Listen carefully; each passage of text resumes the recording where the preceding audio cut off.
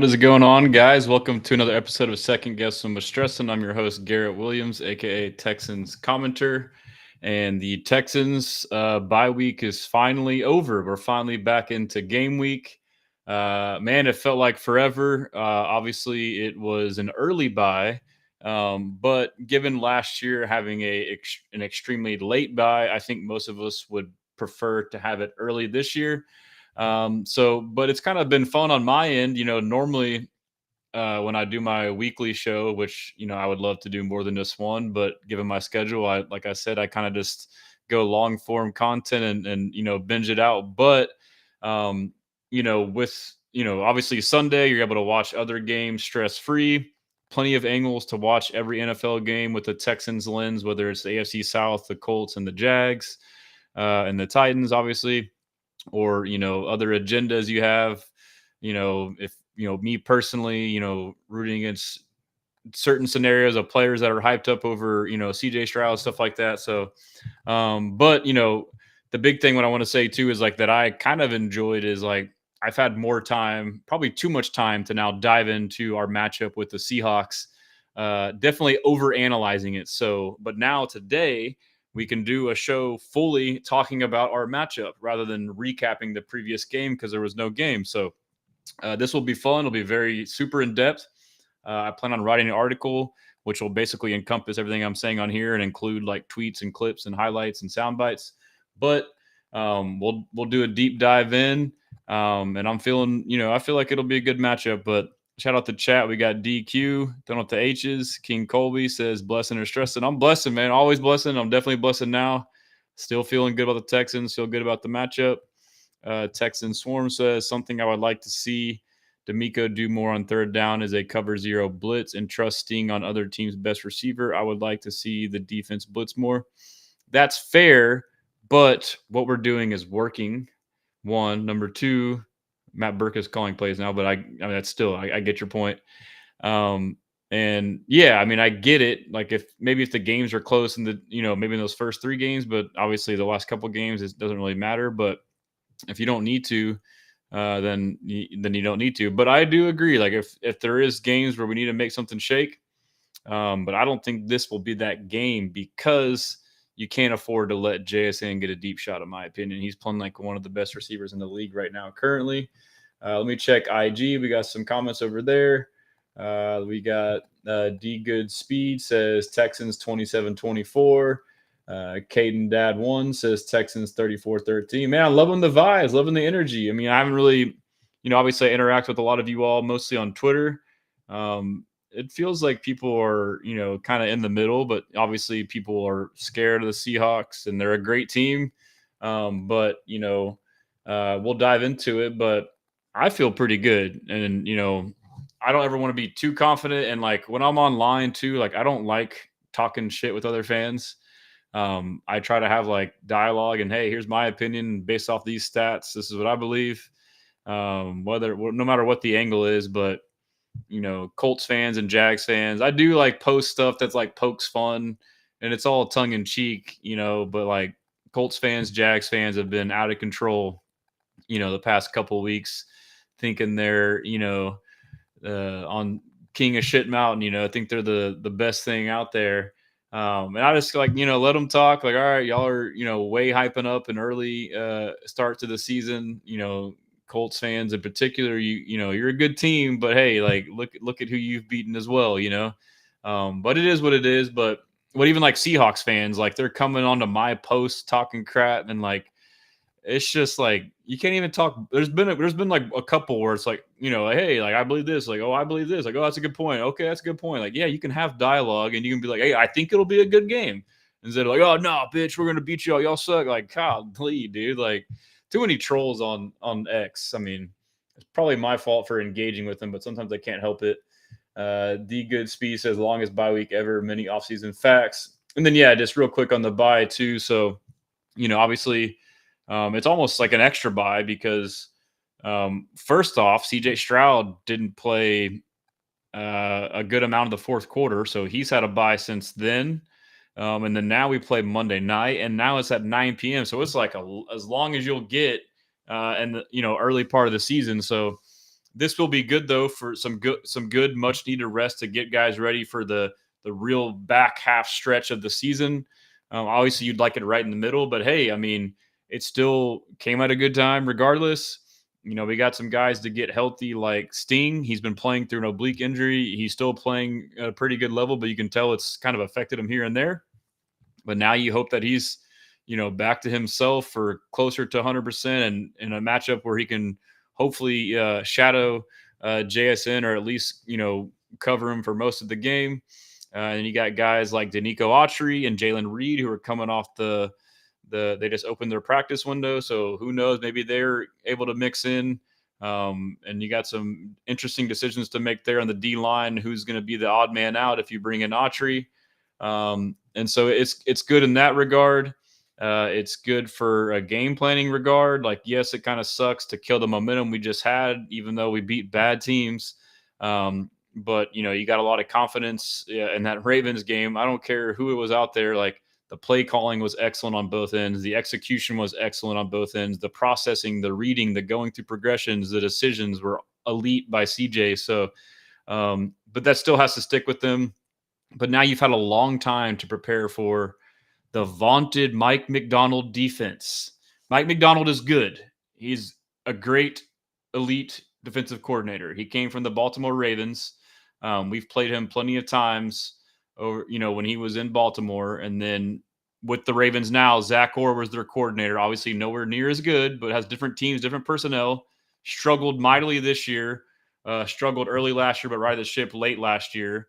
I suspect he could still do the same.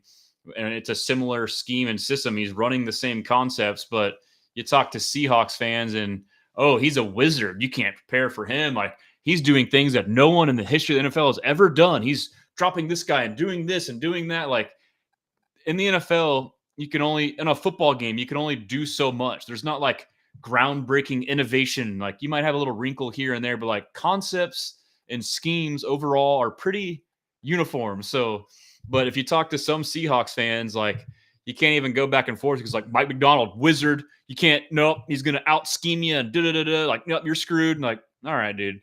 But regardless, the point I'm making is he's a great coordinator, but we just came off playing a team with a similar system and now had 14 days almost to prepare for it with Nick Caley. And I am very high on Nick Caley. I'm pretty sure I've expressed it on here in the last pod. I'm been wanting to write an article on that and like where I'm diving through like how all the stuff I've already told y'all pretty much and laying out and showing all the clips from all 22. Like, look at this play, look at this design, look how he evolved here, and show that like he's a damn good OC. He can adapt and adjust. And so I am very confident in him coming up with the game plan to work against Mike Macdonald. So that's another layer to the bye week there as well. Over on IAG, a couple more. Let's see. Dog speed. I'm feeling good. It's going to be a close game. I feel, yeah. And there's nothing that's what I say. But like, most Seahawks fans online, like, they can't even take a normal debate with nothing less than we're going to dominate y'all because y'all are ass and your O-line's ass and Mike Macdonald's a wizard. Like, come on, dude. Yeah, I suspect a good game. And I think the Texans, if they do win, could win in a impressive fashion. Like, I feel good about this squad. I could be wrong, but I don't want to boast too much and be overly confident and come off of shit talking and have to take my medicine. But I am an eternal optimist. Y'all know me, but I feel good. And it's not just for no reason. It's from stuff that I'm hearing from the coaches, players, stuff I'm seeing, and the research and the stats that I've dove into. We're going to dive into. Like, the more I see, like, okay, like, Seahawks defense is great, but they're not great here and this and that. Like, they're beatable here. And stuff like that. So Owen Mann says Alvin Kamara to Texans.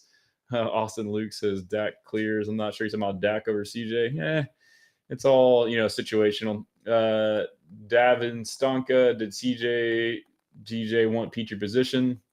Yeah, supposedly he was upset about his contract. So obviously that happened too. CJ Gunnar-Johnson got released by the Ravens on the practice squad. He asked to be released when they signed another safety. And then Live Love Brandon, Live Love Brandon. Do you live in Houston? I do live in Houston. I live in Spring Branch, born and raised in Cypress. Been here my whole life. And Jags addict, good lucks against the Seahawks. Their defense ain't no joke. Hey, respect. A legit comment from an opposing fan. Look at that. Thank you. Yes, I agree. But I do think that they blew up the Jags, 7 sacks and 50% pressure rate. And everyone's looking at that and be like, oh, they did that to the Jags O-line, who was third in pressure rate at that point in the season.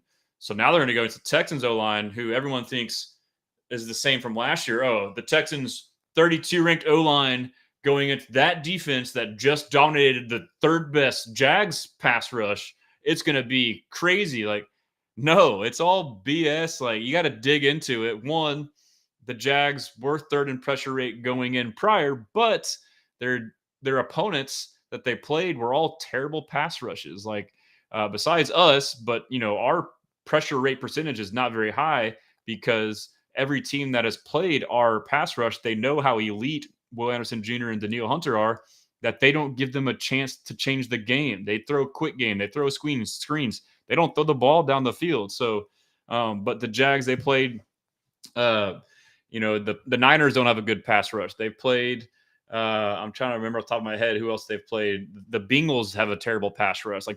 And so we early in the season see that they win games and their O-line has these stats, but it's like, yeah, but they also played opposing units that were dog water.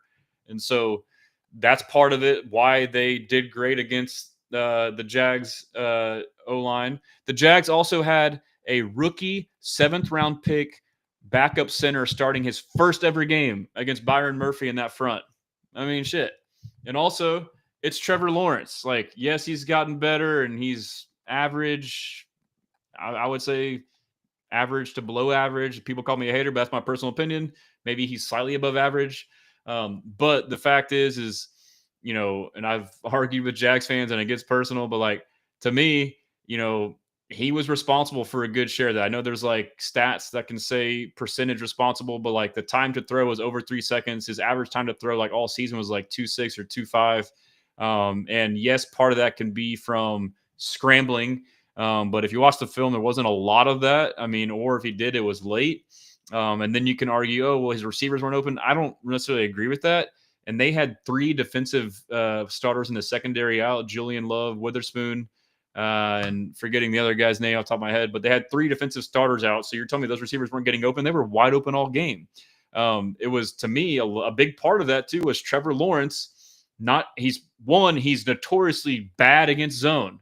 The Seahawks rush 4 and disguise and only rush 4 in a certain eventual after all the mud and drop in zone, and it dominated him. And he couldn't get through his reads. You could see him looking at one. Okay, 2. Okay, pressure's here. Well, yeah, because you didn't process it really quick, or you didn't even know. Not even that, like pre-snap. You got to be able to have a tell before. So, but no, respect to that Jags fan. But like the notion that they just, and it's like this recency bias, like, oh my God, Seahawks defense dominated the Jags. Now they're going to destroy it. Like, that's not how it goes, And so talking with fans online, Seahawks fans, like that's their mindset. Like, all right, bro, like I'm trying to tell people, and I've been saying on here, like most of us agree, like the Texans O-line is not ass. Like they're average. And that's what we want and need. They started around, like 20th, and they've creeped their way up to average in the last couple of weeks. And so we've all said too, this can be a legit contender if we have an average O-line, because that will now help the offense to be an average to slightly above average offense, and we'll have an elite defense. And now we can play complementary football. And we've seen that in the past 2 wins, where the offense can actually sustain drives, keep the defense fresh, and not just constantly go 3 and out. Take advantage of good field position. Don't turn the ball over. It just makes things even that much better for our defense. So I don't think that we can just, extrapolate one separate scenario with 2 different teams, 2 different personnel, 2 different coaches, and say that's what's going to happen here. Like, no, matchups matter. CJ Stroud is great versus zone. So let me get to the comments in the main chat. I'm just like off the rip right now, just going off the dome. Like when you look at this stuff all day, you don't need to look stuff up. It's already in your brain. So Austin D'Souza, am I the only one not sold on the Texans offense yet? I'm still not sold on Caley and Stroud. I don't think you are. I think most people aren't. I am sold. I mean, I am taking a leap of faith and like projecting and believing in what I'm seeing. Obviously, we have to see it. There still is a prove it factor. I agree 100%.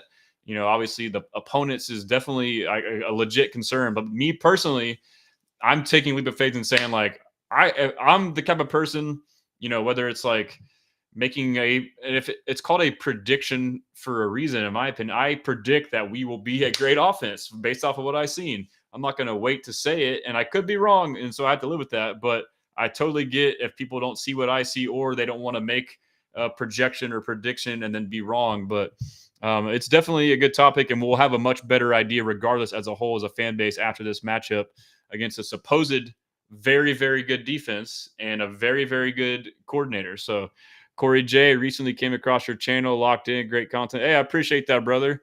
Not sure how you found me, but I'm everywhere. So I'm on X, TikTok, YouTube, Instagram, Facebook. It's either at Texans Commenter or it's at Houston Stressins, STRESSANS. I'm pretty much everything. And I have a website, HoustonStressins.com. I write articles. I have a newsletter. I have a store with merch. I got this new shirt that I haven't officially dropped, but it's Anderson the Terminator. I don't know if you can see his half Terminator face. I've been wanting to do a giveaway. I'll probably do a giveaway soon, so keep your eyes out for that. And then engineer, the Rams didn't get the memo for the Ravens game. I was told Stafford would go for 600 yards last week. Thank you. And so that was fun to watch Sunday too as a Texans fan. Okay, let's watch the Ravens game. The game against the terrible Ravens. And the Rams are a good team. They're a top team in my opinion. And they, skirted by. The Ravens were trying to let them blow them out, and they never ran away. But you know what? People have already, discredited the hell out of our win. But then I don't know what the conjecture is now with the Rams, but like whatever it was for the Texans, downplaying our win against, by the way, the Rams, who played a tight game against us, who very well could have lost that game if we didn't fumble with a running back on a first down on the side of the red zone with under 2 minutes. But point being is, again, the hypocrisy, the double standard. People want to pick apart our wins and negate our close losses, but then pump up other teams, close wins against bad teams. Like it's ridiculous. I mean, yeah, that Ravens team was bad, but the Texans would have beaten that team healthy or not. Like the Ravens aren't a good team overall, whether they're healthy, and the Texans, I know, like, so that's part of the hard part is like, oh, I don't believe it. Like, if you watch the film, like if you sit there and watch the all 22 and like watch the plays and the concepts and the play calling and like the effort and execution, like we just freaking dominated in every facet of the game. It wasn't like some fluke. It was like a total domination, dude. So thank you for that, engineer. Yes, I agree on that. That's such hypocrisy. Chris says, Caley and Stroud have made improvements. Play calling and CJ calling audibles when need be. This will be a good test Monday. I agree. Brandon Halam, shout out Brandon. We will get to see the 2023 Stroud versus 2023 Mike Macdonald. So, yeah, that's another talking point. Obviously, CJ Stroud in his first ever game of his career now being held against him was against Mike Macdonald and the Ravens, a very good defense, much different than what it's been the past 2 years. And he actually played well in that game. They only scored 9 points, but there were some promising things. I saw some early signs early on, like, hey, this guy's got it. And then obviously again in the divisional round where we only scored 10 points, and 7 of those was a punt return. But, you want to talk about injuries? We didn't have Noah Brown and Tank Dell. We had one receiver with a rookie quarterback, freezing weather, big environment, second playoff game, first ever road playoff game. And they had a really, really good defense that year. Their front seven was better than what it is now, in my opinion, with what he has in Seattle.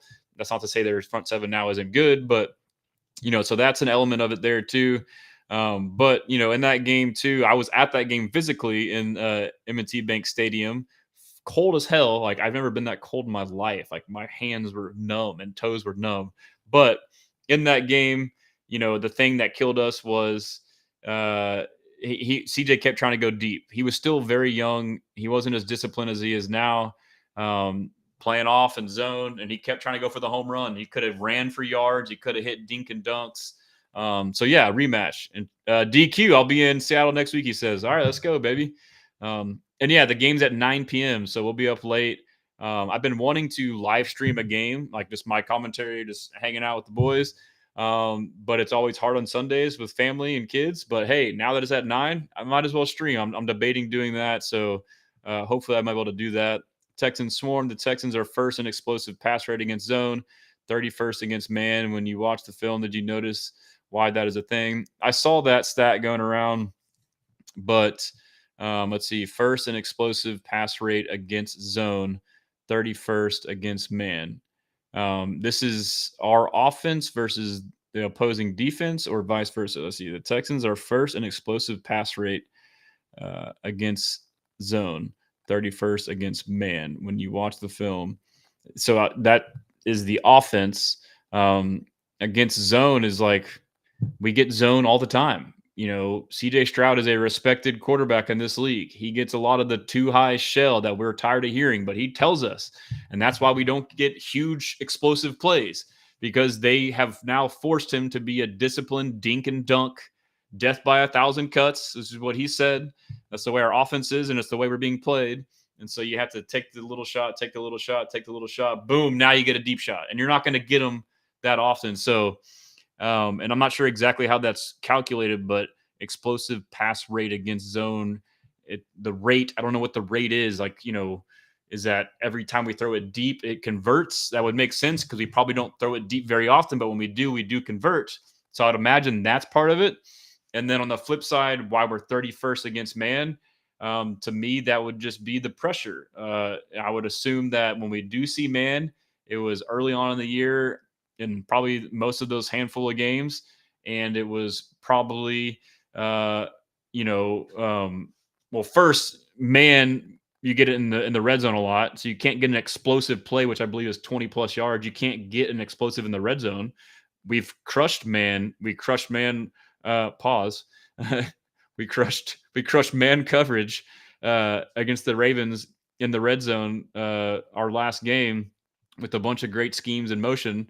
But as far as man, middle of the field, or on the minus territory, typically we're not going to get that until it's 3rd and long and they're doing some exotics, and you have to be able to have time to, hit the long developing route. So that would be my hunch there.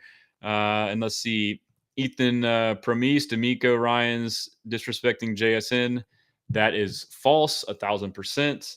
There's a troll on the Seahawks Twitter, which I knew when I saw that that someone would do that, but we can go over it. But D'Amico Ryans opened the presser, and Aaron Wilson asked him a question about Jackson Smith and Jigba, but he mispronounced or kind of like stumbled over his name, and D'Amico said, "Who?" And like he was messing with Aaron, like, like you can't say his name. Oh, I'm just messing with you.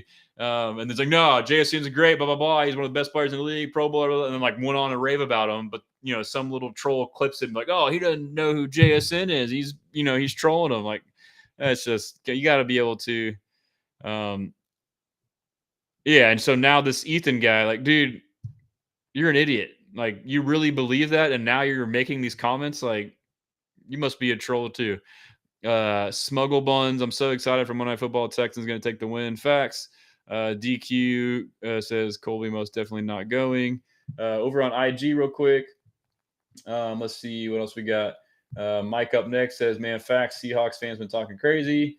Anish Mago says, I think our advantage is a lot of rest of the bye and our success past two games. I agree. Jags Addict says, not trying to say the Seahawks will win, but the Jaguars will have a better line than the Texans, and Trevor Lawrence was sacked 7 times against the Seahawks. So all I'm saying is good luck, LOL. Yeah, I wasn't thinking that you were, and I get it. I appreciate it, but I don't think it's as bad as I laid out, which as what people think. Milo, the best Batman, says everyone counting us out on Monday night. Let's go Texans. Yep. Jockington 700. I'm so eager for this game. I think it will be really good telling of where we're at. I agree. Jags Addict says we did play the Bengals, and then he says it actually wasn't the center's fault at all. He didn't allow a single pressure. It was all our outside O-line. The backup center is probably going to take his job. Interesting. But y'all did have pressures at the guard too. But just because he specifically didn't give up pressure doesn't mean that communication wasn't an issue.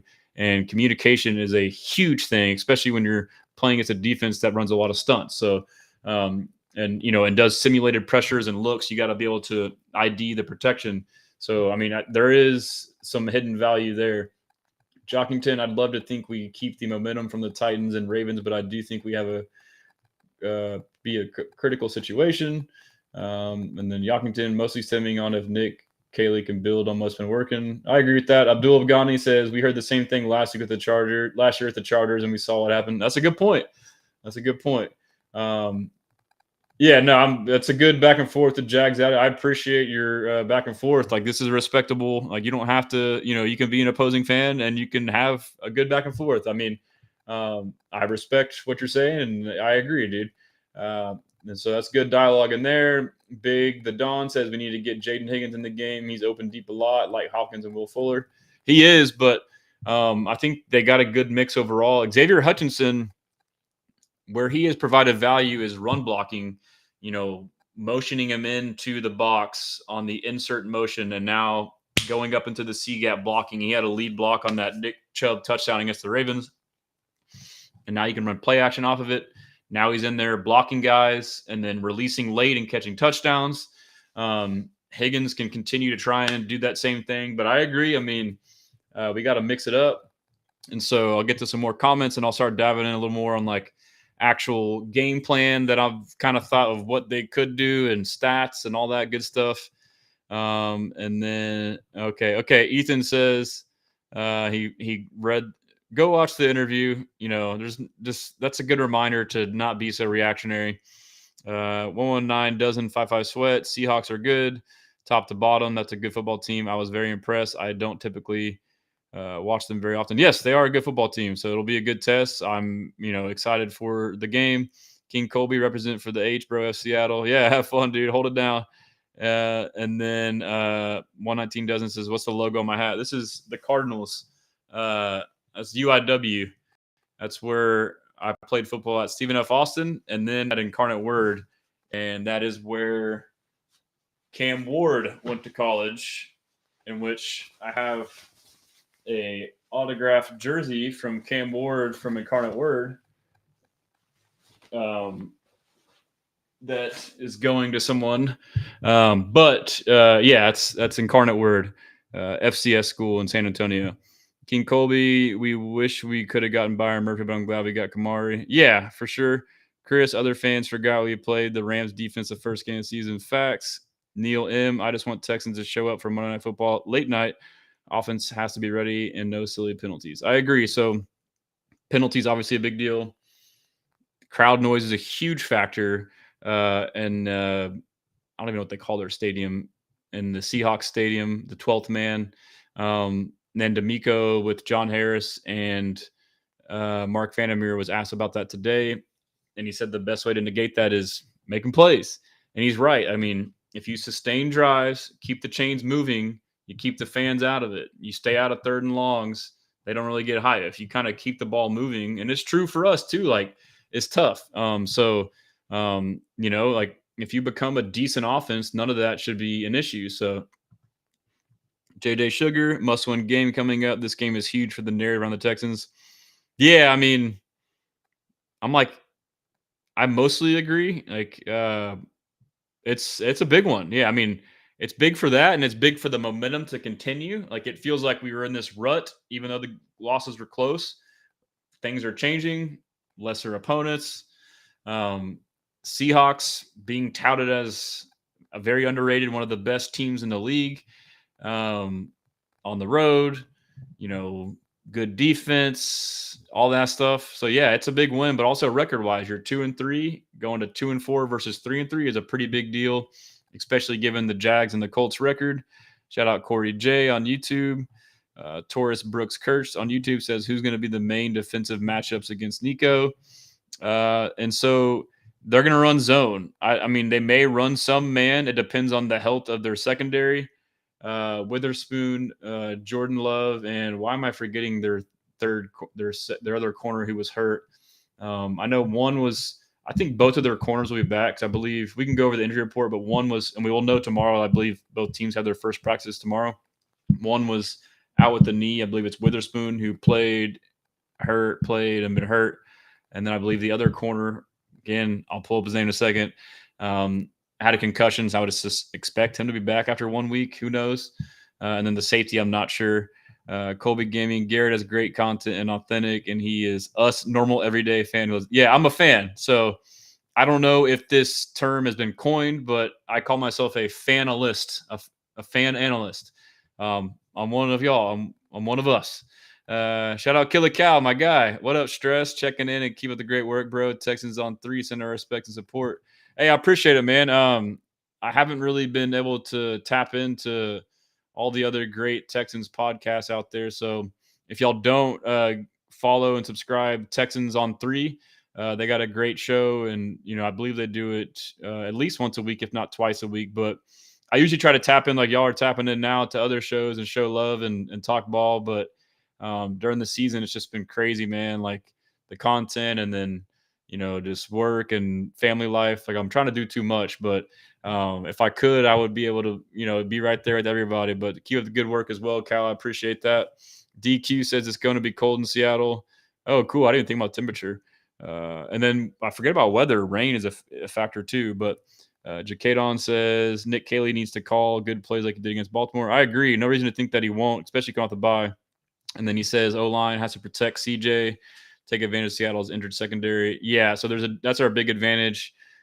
Texan Swarm, I saw we were bottom 5 as far as defensive teams and calling stunts. I would like to see our defense incorporate this and create more pressure. Couple of misconceptions there. One, you call a lot of stunts when you can't win one-on-one. Guess what? Will Anderson Jr. and Daniil Hunter win one-on-one all the freaking time. So we don't need to call stunts. Number 2, our pressure rate is lower because guess what? Everyone knows our D-line is elite. So what do? Before the game even starts, the game's already affected. Like they change their entire game plan going into the game saying, how can we take these guys out of the game? Well, we can't throw it deep because if you drop back in a 7-step drop, they're going to be on his ass. Okay, well, let's throw a quick game. Let's throw screens. Let's run the ball. Don't throw it deep. And when you do, max protect and take your shots. Pick your spots. And we've seen in every game. The Rams did that. The Bucks did that. The Jags did that.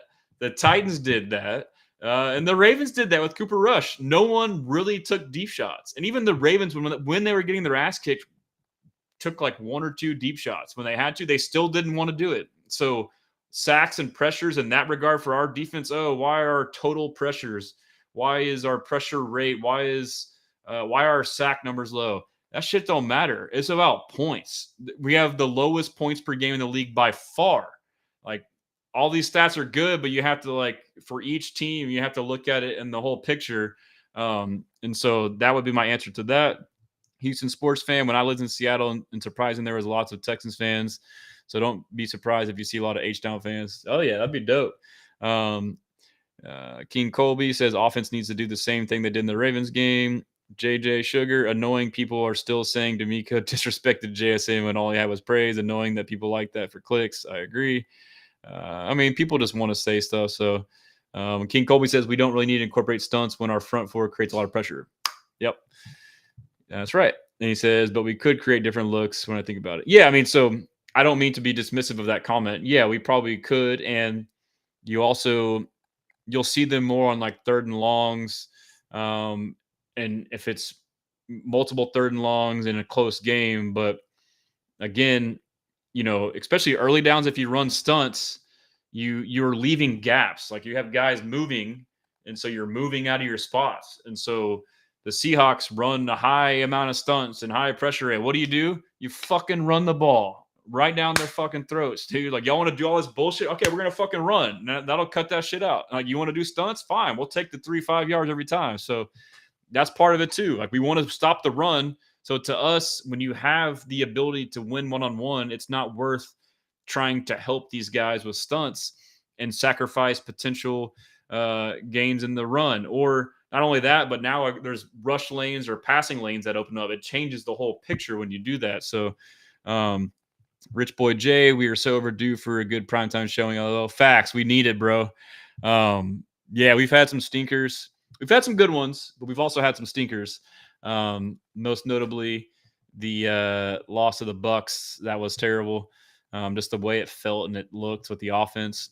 Houston sports fan. I lived in Seattle for a long time. I already read that comment. I guess it came through twice. Torres, Brooks, Kirsch, who are your key matchups for the game? I think the D-line staying strong and disciplined will be the biggest part of stopping the Seahawks team. That RB duo is underrated for real. So I'll scroll through the timeline and like I can hammer out the exact stats, but I'll just I like to rip off all the thoughts and then we can kind of go back through and fill in the cracks with what I missed. But they run more 12 personnel than any team in the league, and they're very successful when they do. So that's 1 running back and 2 tight ends. And early in the year, most notably in the Bucks game, they ran a lot of heavy personnel, 12 personnel. And, you can match that with an extra down lineman, 5 down linemen as opposed to 4, but we didn't. And they kind of gashed us in the run game. The next week, D'Amico realized, hey, I need to match 12 personnel with 5 down linemen. First series against the Jags, came out like, hey, Bucks just ran 12 personnel and killed the Texans with that. We're going to do the same shit, and we're going to have a day. And then very first play, they come out 12 personnel. We come out 5 down linemen, and they're like, oh, shit, like, what do we do? Like, it fucking threw Liam Cohen for a loop. Like, he mentioned that specifically in his post-game presser. Like, yeah, they caught us off guard, and we had to make adjustments at halftime and, had some more success after. But, like, that is very effective. And then we saw it again. We saw it in the Titans and also the Ravens. We basically, for the most part, match it with that. And when we do, it pretty much negates those plays. We sell out for the run. And so, but even with that, you have 5 down linemen. You still have Azeez Alshire in the middle. You still have EJ Speed, who now finally, thank you, is starting over Henry T at the other linebacker. And you still have Petrie. So it's like a 5-3-3. And then you have, and we run a lot of cover 1 and cover 3 anyways. So it's like, all right, just run the same thing with an extra down lineman now instead of, blitzing a backer. And so basically you have Sting and Kamari. That's a weird motion. Sorry. You have Sting and Kamari, and you have Kalen Bullock as your 3 in the secondary. And then your 3 linebackers. Petrie is a linebacker in that scenario. He's a slot star linebacker who can play coverage, in the slot if you need to in that scenario, in the 12 personnel over a tight end, or he can run fit in the run.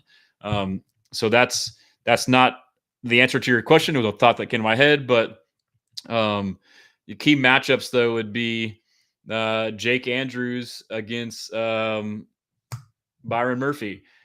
Jake Andrews, it's essentially his rookie year. He's been average. He's been solid. He's been decent. He hasn't been great.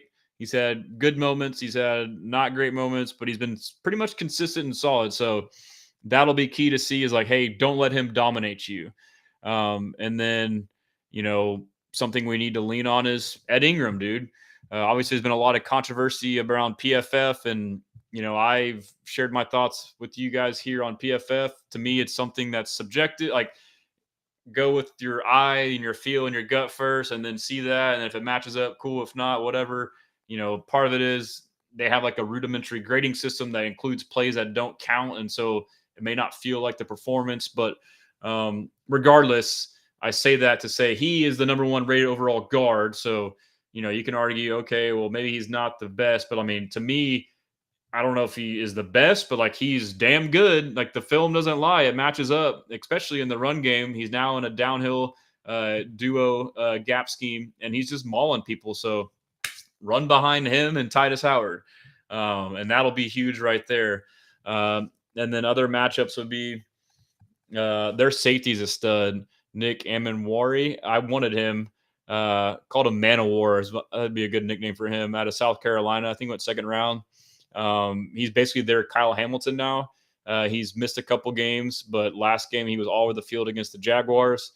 He basically plays in the slot like as a Petrie role, but he's a big version of that. And he's fast and he can run here and run there and do all this stuff. And so I don't know, like the matchup on that is like maybe CJ Stroud just knowing where he is and not getting fooled by his tricks.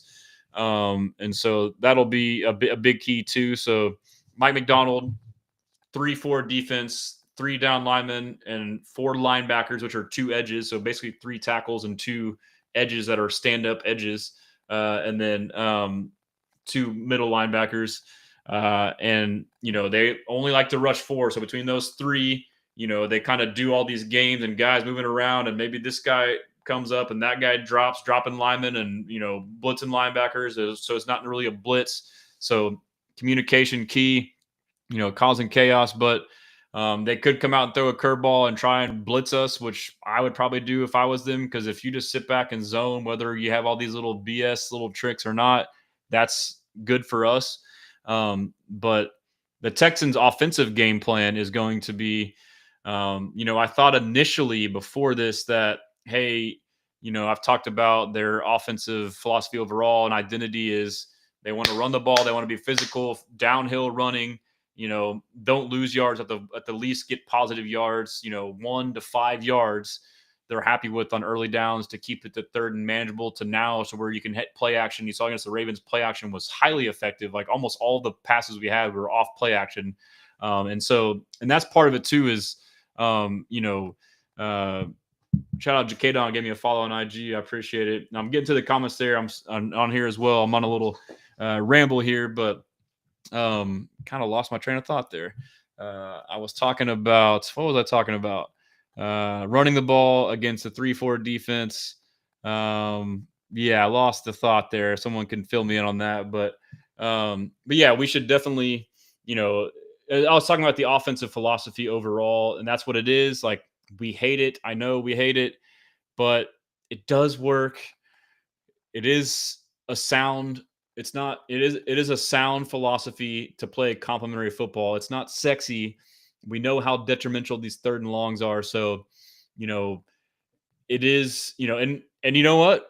There was that mic'd up, and D'Amico sees Coach Cole Popovich, the O-line coach, before the game against the Titans. And I think he's like joking with him because it's like Cole's personality, or maybe he really is encouraging Cole to do it, but he's saying, run the ball. And Cole's like, yeah, run the ball. He's like, 2nd and 10, I'm telling him, run the ball. And like, you see that, and you're like, oh God, like this is old school, dumb philosophy. But Ben Johnson made that in vogue, running the ball on 2nd and 10, because, hey, it's all about taking what the defense gives you. If 2nd and 10 feels like a known passing down and they play off and have a lighter personnel, then run the ball and take the 5, 6, 7 yards, or maybe you might bust it for a first down, and now you're in third and manageable. And we've been doing that. Nick Caley's been doing that and been doing it well.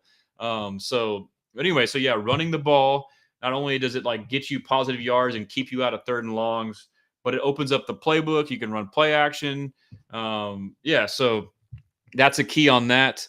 And then as well as far as the rest of it goes, like matchups, Stingley versus JSN. Will he travel? If so, that's a big one. And so, like, defensively, priority number 1, which is already what our defense does in general, is take away the deep shot. Do not let JSN get a deep shot. And that's it. Like, if that's their offense is like run, deep shot, run, deep shot. That's all it is. I mean, they're wide zone, boot, deep shot, JSN. Like, that's the offense. So it's going to be stopping the run, obviously, is always a big key, but like being disciplined and not being overzealous, especially in the secondary. Like, you probably want to go get your nose in there, but like JSN, run play or not, you watch him no matter what. You don't just think that, hey, he's blocking or whatever. And so I'm confident. We've been really good about limiting deep shots. I don't know what the stats are. I feel like I saw something when we were tops in the league. And the ones that we did allow were, a lot of them involved CJ Gardner-Johnson. So MJ Stewart, I trust to be reliable. Kalen Bullock, I trust him as well. If either one of them shades over for help over the top with I feel like cover 3 is another great coverage to run. We run a lot of it already. It matches our base personnel. It'll match even if we go 5 down linemen. You can now do that 5-3 linebacker and 3 in the secondary. And you can have Kalen Bullock as the single high safety, and now just shade him over to whatever side JSN is, and don't let him get deep. So that's the matchups there. Let me see if I can buzz through a couple of these comments, and we'll get into some actual like tidbits and stats. So let's see. Lips getting a little chapped there. Let's see. I'm trying to get back. Rich Boy J is my guy. We got to that one. And then Brandon says, "Is it true Seahawks fan called their HP1 K-Hawk?" I don't know. That's and then Brandon says, "Rather trade up for a Gray Zabel than a Byron Murphy." Yeah, they got Gray Zabel on their team, which I think he's, I think he'll be a great player and is. I think he's still kind of finding his way. One sec. Let's see. Brandon says, yeah, just kind of have a back and forth there. Let's see. They got Elijah Arroyo too. He's a nice pick. They had a good draft. And then I mean, I thought them moving on from Geno and replacing him with Darnold was dumb. It wasn't.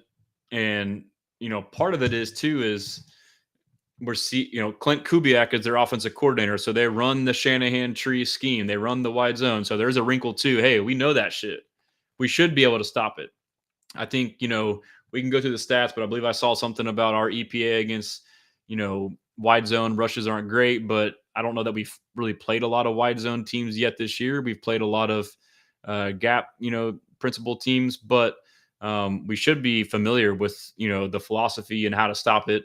And I don't know if they cut back a lot, but we should have an overhang guy back like they did last year with Mixon, just waiting for the cutback. But I do suspect that this game will be like many of the early games that we saw. It's like ugly, slug it out, conservative both sides, don't turn the ball over, don't lose yards, try to run the ball, being methodical. And so I think it could potentially be an ugly slugfest of a game. But yeah, you had the angle of Kubiak, wide zone, Shanahan scheme. D'Amico Ryans was also at San Francisco. And so the Seahawks, which I don't know, Mike Macdonald, I don't know if they have the familiarity of, I guess they play the Niners, which Robert Saleh runs the same kind of scheme that D'Amico does. So they kind of are familiar with that a little bit as well. So end of the day, you still got to execute, make plays. And then let's see, Houston sports fan, it's going to be 47 and a clear night, so the weather shouldn't be that much of a factor, especially no wind. Oh, that's freaking excellent weather. Those guys are going to be feeling frisky, dude. Jalen Petrie is going to have a game. 4-3, counting him as a linebacker, 4-2 or 5-2 with him as the linebacker in both. The wide zone, he's going to be, getting out. He's going to shut that shit down. Jalen Petrie is going to shut that shit down. Now I'm thinking about it. Wide zone, if they run it, more often than not, you probably run it to the boundary. I would always have Petrie on the boundary side. And as they run it, he's going to sift through all that bullshit. One, he can knock a lineman on his ass. Two, he can weave through there and blow it up. He's going to have some TFLs. We're going to have a lot of TFLs. So I'm pumped about that.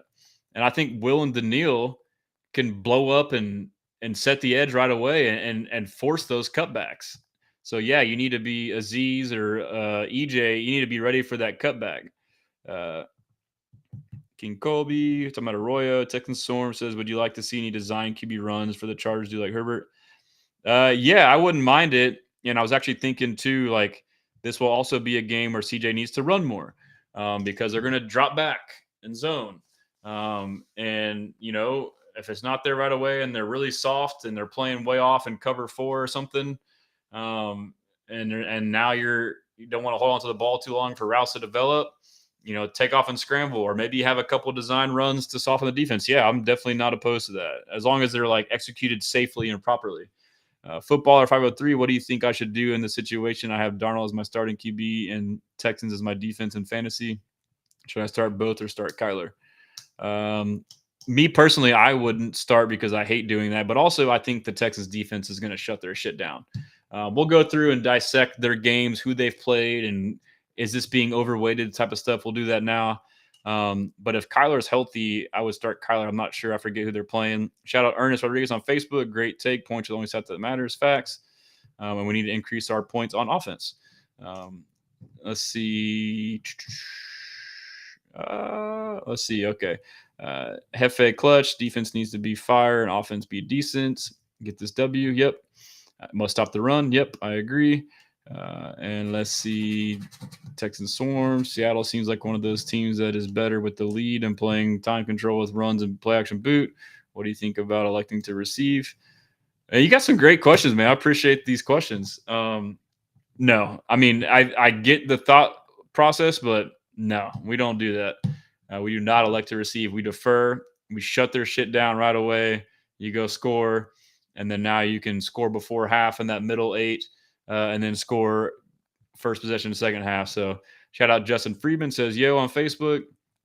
And didn't we beat Clint when he was OC for New Orleans? I'm not sure. I need to look at that. King Colby says, Houston sports fans, hot take, CJ will have over 50 rushing yards. I would like to see it. Sherrod Jack says, I think this game is a chance for Will and Daniil to be elite and not just good. Yep. And so, in my opinion, they have been elite. It just they haven't been allowed to showcase it. And a big part of it, the first 3 games, I feel like I just did some funny pantomiming there. First 3 games, offense couldn't do anything to complement the defense to allow them to get in these pass rush situations. But now you start having games like the Ravens where you can pin your ears back. It can snowball, and like a team gets desperate and really starts to start going for it. That's when it gets ugly, bro. So I agree. Gaines Guru, is Sam Darnold good enough to beat us if their run game is non-existent? No. Their whole offense is based off their run game. Shut that shit down. Over. That's it. Play action boot. That's like it's all boot shit. It's all boots. It's all wide zone, boot.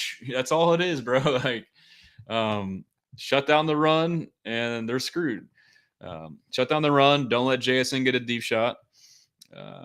And then this is a revenge game against Darnold. Whooped our ass last year. He says, footballer, I think Darnold is 3-0 all time versus us. That's crazy.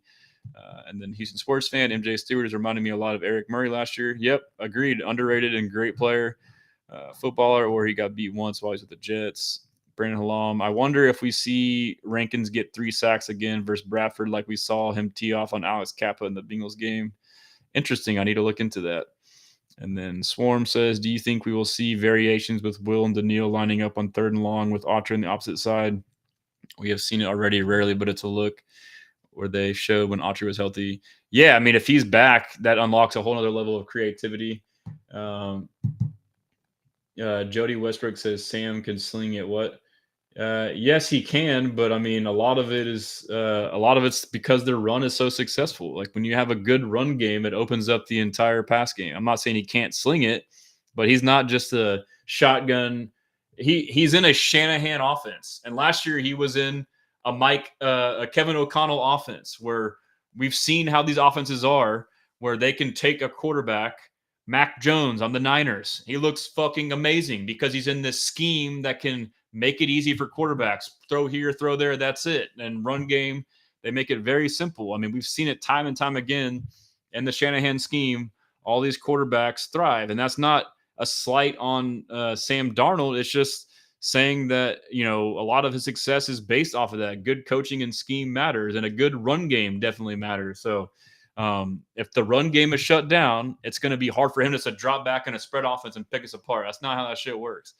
And that's true for everybody. Like CJ, like he's doing better now because they have a run game, play action. Jay Kadon says, I love Henry T, but he misses too many tackles. Ethan, do you think we will trade for Breece Hall? I personally think we should trade for a guard.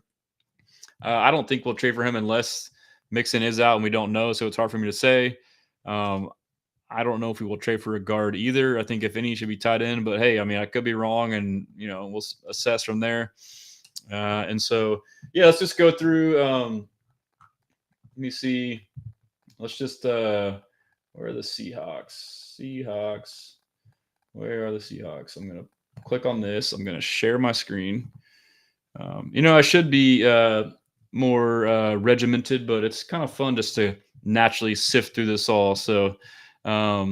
Let's do this. So let's just go through their schedule. They week 1 lost to the Niners 17-13. Week 2, they beat the Steelers 31-17. To me, Steelers are 4-1, but they're a team that, in my opinion, is being overweighted because of a bad week schedule. So, okay, that's a win against a mediocre team, in my opinion. Lost to a decent team in the Niners. Who was probably more healthy than what they are now at that point. And so I could see this game being more like that. And then They beat up on the Saints. Kudos to them. Good job. Saints have won some games they shouldn't have, but overall a pretty bad team. Won a game they shouldn't have, I should say, and beat the Cardinals. I think they pretty much controlled that game. Cardinals kind of came back late, but and then versus the Buccaneers, they lost at home 38-35. Allowed 38 to the Bucs, a team that we only gave up 22, which really should have been 13 if not for a 4th and 10 missed tackle, and then beat the Jags 20-12. So still a small sample size, but now we're kind of knowing more of who's who. And so I don't know if we should kind of maybe just see the stats in each. So team stats, they got outgained pretty good, 384-230 against the Niners. And the Niners had 119 rushing yards. And I've made a bunch of tweets. I've been wanting to write my article to preview it, but I've kind of just been tweeting out little tidbits here and there. So I guess we can naturally go through that. So, but let's just one thing at a time. I'm such a scattered brain. I go back and forth. Let's go back to the other scores. Yeah, so that's pretty good. Okay, we got that part of it down. Let's go to next gen stats and just kind of go through some overall metrics. Right now we're on team offense, and let's just kind of get an idea of who's who and what's what for this matchup. Team offense, let's just look at, let's see, let's go to passing offense. The Texans O-line is the worst in the world, right? Their pass pro is the worst in the world. Let's see what next gen stats, who records pressures, which a pressure is anytime a defender is 1.5 yards away from a quarterback while passing. Let's see what teams that have the highest pressure rate. The Jets are number 1, but do you see the Texans top 10? I don't. Let me see if I can zoom in for you guys, maybe a little bit. Command. How do you zoom in with this shit? Let's see. Trying to zoom. Let's see. Hold on. There we go. That's probably a little better for y'all. All right. How's that? Okay. And so, there's the Texans. We have the 19th highest pressure rate allowed. Who would have thought? I thought our O-line was ass. What is that? 33.3%. Our O-line is good. It's average. And guess what? The Seahawks are a better pass pro O-line than us on pressure rate percentage. Not by much, 31%. Okay, they're both middle of the pack pass pro O-lines. Okay, that's an important stat to look at. We'll go to overall. We'll just go to EPA per play for offense, and it's going to be Colts are number 1. Again, we're looking at these opponents matters, but I feel like our schedule is pretty balanced.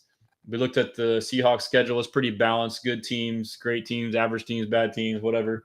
But the Texans' offense is the 12th ranked EPA per play, plus 0.02. Seahawks, we're tied with the Seahawks. So we're tied for 10th with the Seahawks and the Rams. Go figure. I thought our offense was dog shit. Oh, but we all beat 2 bad teams. Well, fuck y'all. Y'all beat bad teams too. Fuck out of here. And honestly, our offense, we lost 3 close games to good teams. Offense struggled, and we had new coordinator, all this stuff going on. But y'all can't give us credit. Yeah. So, we're the same on offense. As good as the Seahawks offense is, EPA per play is a pretty good that takes out all the bullshit garbage time and whittles it down to really how truly good you are. We're the same as the Seahawks on offense. That's overall. So let me see. I got to scroll back out to get a different view here. And let's go to time to throw. It's a good stat. So time to throw is how long it takes the quarterback to throw the ball. This is a stat that needs to be used in the right context, because time to throw could be long because a quarterback is scrambling and breaking tackles and looking downfield. But still, ultimately, you would like to be a low time to throw, get the ball out, don't allow guys to hit you. It's the NFL. If you hold it over 2-7 or so, you're already, causing an issue. But Aaron Rodgers, number 1, 2.56. CJ Stroud and the Texans are tied for 5th on time to throw. CJ Stroud does the ball too long. Huge misconception. 2.69, nice. A 0.01 of a second from being 4th. And let's look at Darnold. Seahawks, they are 18th with 2.77 seconds. And what's funny is like all the talk for this matchup is talked about y'all's O-line that's dog shit, which we just saw is not in the pass pro, versus our elite defense. No one's talking about their offense against our elite defense. We get rid of the ball better than them, 2.69 seconds. And they get rid of the ball much longer against our pass rush. Come on, bro. Like, y'all need to worry about y'all's time to throw. Y'all need to get the ball out quicker. So it's just funny how this stuff works. But yeah, that's a fun little thing there. And so let's go to rushing offense, or let's see, EPA per play. We'll go to EPA pass. And let's see, neither team is great on EPA pass. We are 17th, even. And the Seahawks, no way. Where are they at? Okay, I missed them. I scrolled by them. Yeah, I'm sorry. The Seahawks are really good. They are 4th, plus 0.23. And then let's go to EPA per rush. This will shock you, and this is very encouraging. The Texans are the 5th ranked offense in EPA per rush. So, like, when Stroud was saying, like, I felt like we ran the ball good, people are like, oh, fuck you. No, y'all didn't. Like, they have been sneakily running the ball good. It's about volume. And, we don't have, 30, 40, 50-yard runs, but we have effective 4 to 5 yards per carry per game is our average. And that is all we need. That's all we need. It unlocks everything else, all the play action, all that good stuff. I will live with that. And so this, to me, is reflective. Like, yes, they have been underrated, dude. That is great. And let's go to the Seahawks are, let's see.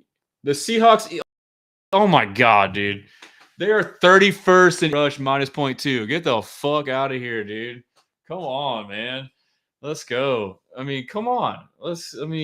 Yeah, that's encouraging. All right. Sorry if I'm being animated, but, that's a good finding there. You would have thought, oh, their rush game is way better than ours. Fuck, it isn't, dude. Like, we're effective. That's all that matters. And also, too, I was looking at, let's see, rushing offense. You can break it down further and look at some more, close parameters. So let's look at, let's go to, so like 10 plus yard rushes. We're not going to have a lot. We are 10 plus yard rushes. We are 26. We have 13. Seahawks are 19th. They have 16. But that's not who we are. We don't care about that. We care about methodical, sustained drives, staying out of 3rd and longs. And stuffed run percentage. That's when, let me get the exact definition for you guys. I'm kind of mad. Like, I've had access to the whole time, and I've never been a huge stat guy. I'm kind of coming around to it now. But, like, a lot of these stats are legit. They do filter out a lot of stuff and, like, give you – and if you use in the right context, they can be beneficial. But where's the glossary? Okay, stuff run percentage. Just to be I know what it is, but the exact definition. Let's see, team stuff run rates. It's basically like a run for like 1 or 0 yards or 0 or negative yards. Why doesn't it say? Anyways, I don't know the exact number on it now, but if someone in the chat can help me out, tell me. Why can't I minimize this glossary now in here? There we go. And so we're looking at stuffed run percentage. Let's see. Let's see here. Scrolling down. Yeah, my bad, JJ Sugar. I'm sorry for repeating myself on those comments. Let me get to some comments here. Colts is second. Trading all good. I see a lopsided Texans win with their Seahawks fans heading into their bye week with uncertainties. Love it, man. Love it. Stuff run percentage. Obviously, you don't want to get stuffed at the line of scrimmage often. Guess what? We run the ball up the middle and we don't get stuffed, which is what we don't want. We have the tied for third lowest stuff run percentage. So it's going to be boring, but the game plan is just stick with the run. Stick with the run. Don't turn the ball over. Don't get in third and longs. Keep it, keep it like this. It's a boring game plan, but it works, dude. And yes, we'll get into their defense and see, well, is it even possible against their vaunted rush defense? We'll see. We'll dig into that a little bit. But going down, the Seahawks, it's going to be low because guess what? Their EPA is low, and this translates. They're the second highest stuffed run percentage. So, I mean, that bodes well for us. Really is like it to me, like just digging in right now, it's like they aren't great at running the ball, but they stick with it, and then they do it so much, whether it works or not, and they run play action off of it and hit big shots. So you have to stop the run, should be doable. You just have to stay disciplined and don't fall asleep and start, coming off of coverage in the back end. So another stat would be success rate, which I forget the exact. I think that's like a certain amount of yards. So I don't think we're very good on that. But yeah, we're 28th in success rate, and the Seahawks are 30. So I'm not sure the discrepancy to make it, had that inverse correlation there. But so rush yards over expected, basically like, most teams or players would get tackled here and you get this many yards or off this play. And so, again, we're not going to be high on this because we're 13th. So, I mean, that's decent, plus 93. But, like, we're just a consistent, methodical rushing offense. And it's going to wear you down. And we're not going for home runs. I mean, that's what it is. It's not sexy. It's not flashy. But, I mean, that's how they want to do it. And that's what they've done when they've done good. And these are interesting that we'll look at would be yards before contact. So that means like how soon or how long is it taking until the running back runs into a defender. So this can kind of talk about run blocking essentially. And let's see where the Texans are. Let's do it the other way around. Let's do not the lowest first, but the highest first. Let's see. Texans have the 9th most. So the Texans run blocking, guess what? Is good. It's good. Oh, the O-line sucks ass. My ass. They have the 9th best rush yards before being contacted. And so with even better back play, we can have better rushing. We only, on average, 1.6 yards before our running backs are contacted. And the Seahawks have pretty good blocking too. So this tells me, but their running EPA and all that stuff isn't great. So maybe their backs need to be better, but also maybe it's the wide zone. Yeah, you don't get contacted, but it's just a different type of run. But 1.4, they're 14th. And then yards after contact would be, okay, now when you do get contacted, how many more yards are you going to get? Basically breaking tackles. I don't think we're going to have very high on here. I guess this can also be rushing quarterbacks breaking tackles. But I imagine we're low on this. We're 24th, 2.79 yards after contact. So that's definitely an area of improvement. Seahawks, they don't break tackles either. 31st. So to me, their running backs kind of seem like the issue as good as they are. But just through these stats, that's not what I don't know for sure, but like, this is what the stats are saying is, they have a decent amount of yards before contact and terrible yards after contact. And so let's see what else we got. And then inside. So this is very applicable to us. This will be percentage of runs that are inside the tackles. Texans will be high on this, right? We are 11th with 49.6. We're basically, and then we're 0.04 away from 50, which is tied for 8th, and we're basically like top 5. The percentage points are very minimal separating us. So we like to run the ball in between the tackles. Nick Chubb, Woody Marks too, and Woody Marks can run more of the wide zone stuff or outside the tackles. And obviously we're going to see Seahawks are a wide zone team. They're 26 in their percentage, only 39%. And so outside percentage, obviously inverse. Another stat will be opponents' light boxes. How many times are the Texans running into light boxes? My guess is we run the ball. Teams know we're going to run the ball. The box is stacked, and we still manage effective yards. So I would imagine that the light box percentage, we'll do stacked. It's the inverse. Or I would imagine our stacked box percentage is likely one of the higher rates in the league, and it is 14th, and we are 23.3. So not super high. So we're kind of balanced on that, but people are stacking the box against the Seahawks at a 39.1% rate. What does that tell you?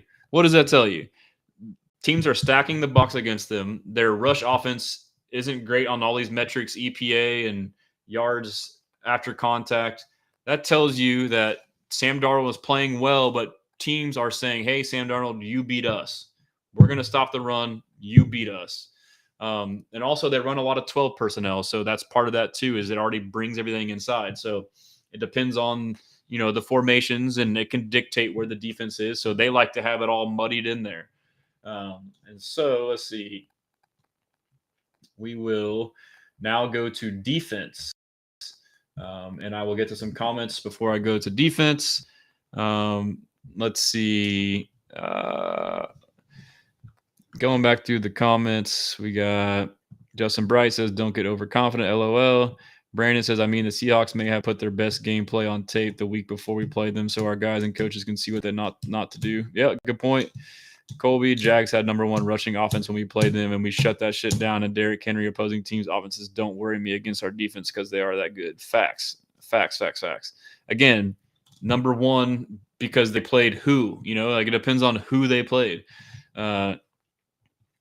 Trading all good, not overconfident. Just feels like they're sleeping on the potential, especially hearing these facts. Yeah, I try not to get too high, but I feel pretty confident. King Colby, my biggest concern on defense was allowing the explosive plays, and like you said, that was mostly because of CJ, but since he's gone, we haven't seen much of those, and we haven't allowed much even with that. They've done a very good job of stopping that this year. And then All Good says, from what I'm hearing, we're statistically better. We just started 0-3, and that's hard to overcome in the public eye, especially with expectation. That's what I feel like too, man. I feel like we kind of see things in the same lens there. And so now we're on defense, and we already know how this is going to be. Our defense is elite, bro. EPA per play on defense. What do y'all think we are? We are number 3, minus 0.15. Where are the Seahawks and their vaunted Mike Macdonald defense? They are, let's see what that number is. Oh, damn. Okay. They are number 12, minus 0.05. So good. They're good, but they're being talked about as the best defense in the league, one of the best defenses in the league. They sacked Trevor Lawrence 7 times. We didn't sack him at all, really. Yeah, because they threw the ball quick because they were scared of us. And so that's like the same, too. Like, Darnold is playing well, and part of that is because teams are making him beat them, and he's doing it. And whereas certain quarterbacks, you play a certain way because you don't want them to beat you, so now you force them to run the ball or hit checkdowns. Same goes with our pass rushers. Our edge rushers aren't getting gaudy numbers with sacks because they aren't allowing them to beat us. They're making other guys stop us, out on the perimeter and different areas rather than them. So it's really the same kind of mindset. But let's see here. EPA per play. We'll do pass EPA. This is fun. Hour and 15, and I feel like I could talk for another 2 hours about this matchup. It was insane. EPA per play per pass. We are second best, minus 0.26. And this is a huge advantage for the Texans to exploit, which will be done through starting getting minimal, modest gains, 3 to 5 yards, and now you have second and mid, third and mid, play action. Seahawks 21st ranked EPA plus 0.04 allowed to opponents on the pass. They are weak in the pass. They're good in the run, not as great as we believe from what we're seeing, and the pass is by far their biggest weakness. And Texans are elite in overall in the pass, and now we'll go to EPA per rush. And we should be in the top as well. Actually, we are not. And so the Seahawks defense is second in EPA per rush, minus 0.2. And we can go back. And so I guess I'll go into this next. They've also played all wide zone teams. They haven't really played inside the tackles or gap scheme teams very often. So that is different there. Let's see here. And going down, Texans EPA per rush is even. So we're not great. I would say that it was great the last two games. I wonder how much of that is weighted based off of the Buccaneers game. I wonder and look at, let's just look at the most recent matchup with come on now, which was the Ravens, which was week 5, right? And our EPA was, let's see, EPA per rush in week 5 was minus 0.32. So, I mean, we were, top 4. So, recent, and you can do this on their side too. So I'm not trying to be biased. Obviously, I don't want to go through like that for everyone, but week 4 was against the Titans. Again, bad opponents, I know, but at least shows a trend. The Texans EPA per rush was, wow, it really wasn't that good. I guess did the Titans run the ball on us? It was plus 0.02. Okay, I guess that's why. But I mean, I guess again, I'm being, I still think our run defense is great, even though that's misleading. But hey, we'll give them that. But their rush offense EPA isn't great, so maybe their rush offense is a little bit better than that indicates, and maybe our rush defense a little bit better. But it's still an advantage for our rush D versus their rush O. And then let's see, time to throw for opponents' quarterbacks for your defense. And let's see here. And so the Seahawks have a long time to throw, 2.83, which is 10th. And this indicates that the theory that Mike Macdonald confuses the quarterback and holds on to the ball. And so, yes, there is truth to that. And then the Texans' opponent's time to throw is going to be extremely low. And this is where I hammer home people getting frustrated, like, well, why doesn't Will have these sacks and Daniil have these sacks? Because teams are terrified of our pass rush. They get rid of the ball. They throw quick game screens. They don't even, before the game even starts, their offense is fucked. Like, they change their whole game plan. The time to throw against the Texans is the lowest in the league. It's 2.59. That's not because we're getting diced up. We have one of the best pass EPAs. And so they aren't dicing us up. They're scared of the pass rush. Like, oh, fuck, we just throw it, get rid of it. Like, it's game plan. Like, that is that's not showing up in the stats, like tackles and sacks and TFL or whatever, sacks pretty much. But like, it's affecting how offenses maneuver, because they know if they do try to run offense the normal way, we will fuck them up. So that is an awesome stat. All right. And so that also can be man too. Like, we have contained quarterbacks well in scrambling. And now we'll go to, again, this translates to this quarterback pressure percentage. Seahawks are good in this department. They are the third best at 40.6. And guess what? The Texans are low, but you know what? They don't get a chance to rush the passer, 17. And the pressure percentage is 33.9. So that is like, there is nuance and context to all this stuff. And then I wanted to go back and look at, we'll go to the splits on rush defense. We'll do, let me go to rush defense, and let's go to inside the tackles. And so let's look at the Seahawks inside the tackles. Let's see. They allow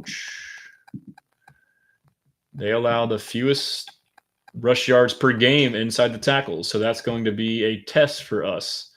But their EPA per rush inside the tackles allowed is, so they're tough inside the tackles.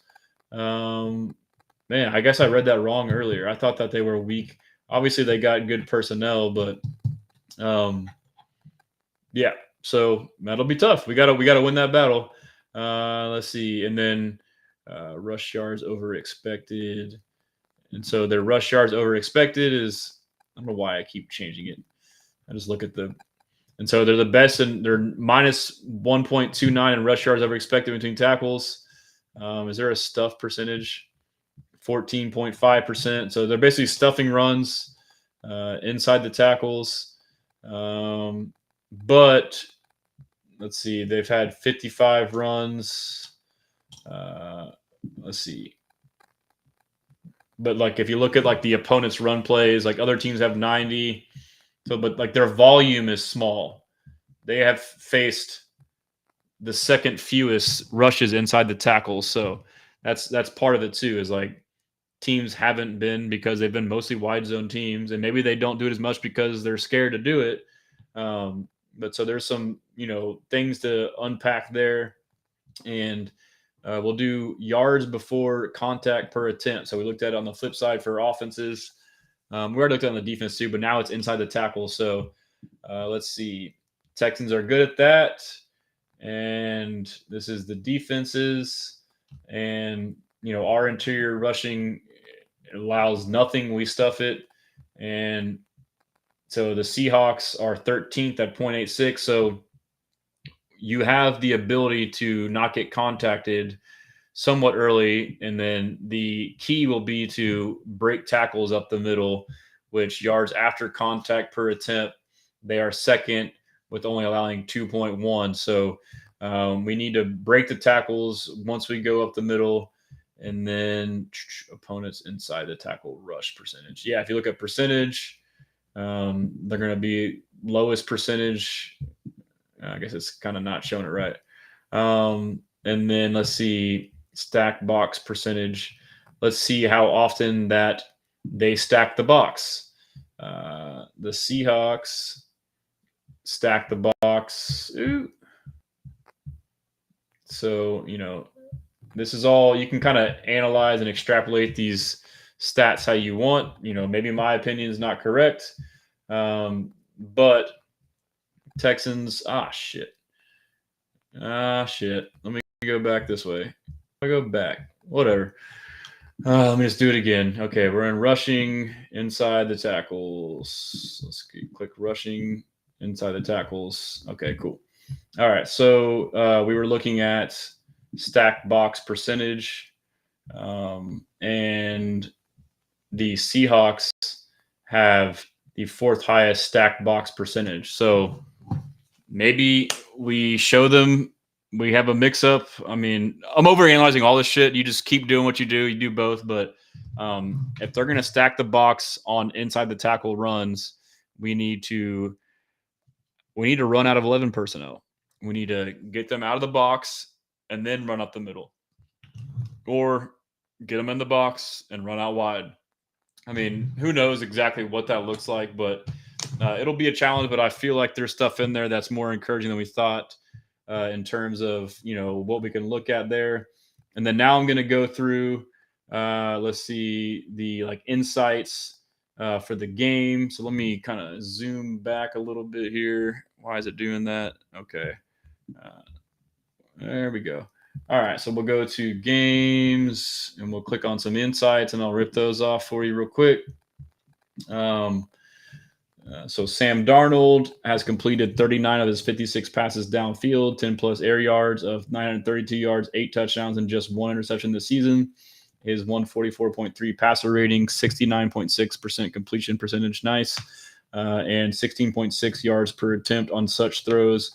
All rank highest this season, and would rank the highest across all qualified quarterbacks since the start of the NGS era. And so, yeah, I mean, he's playing well, and they're taking deep shots, and he's connecting with JSN.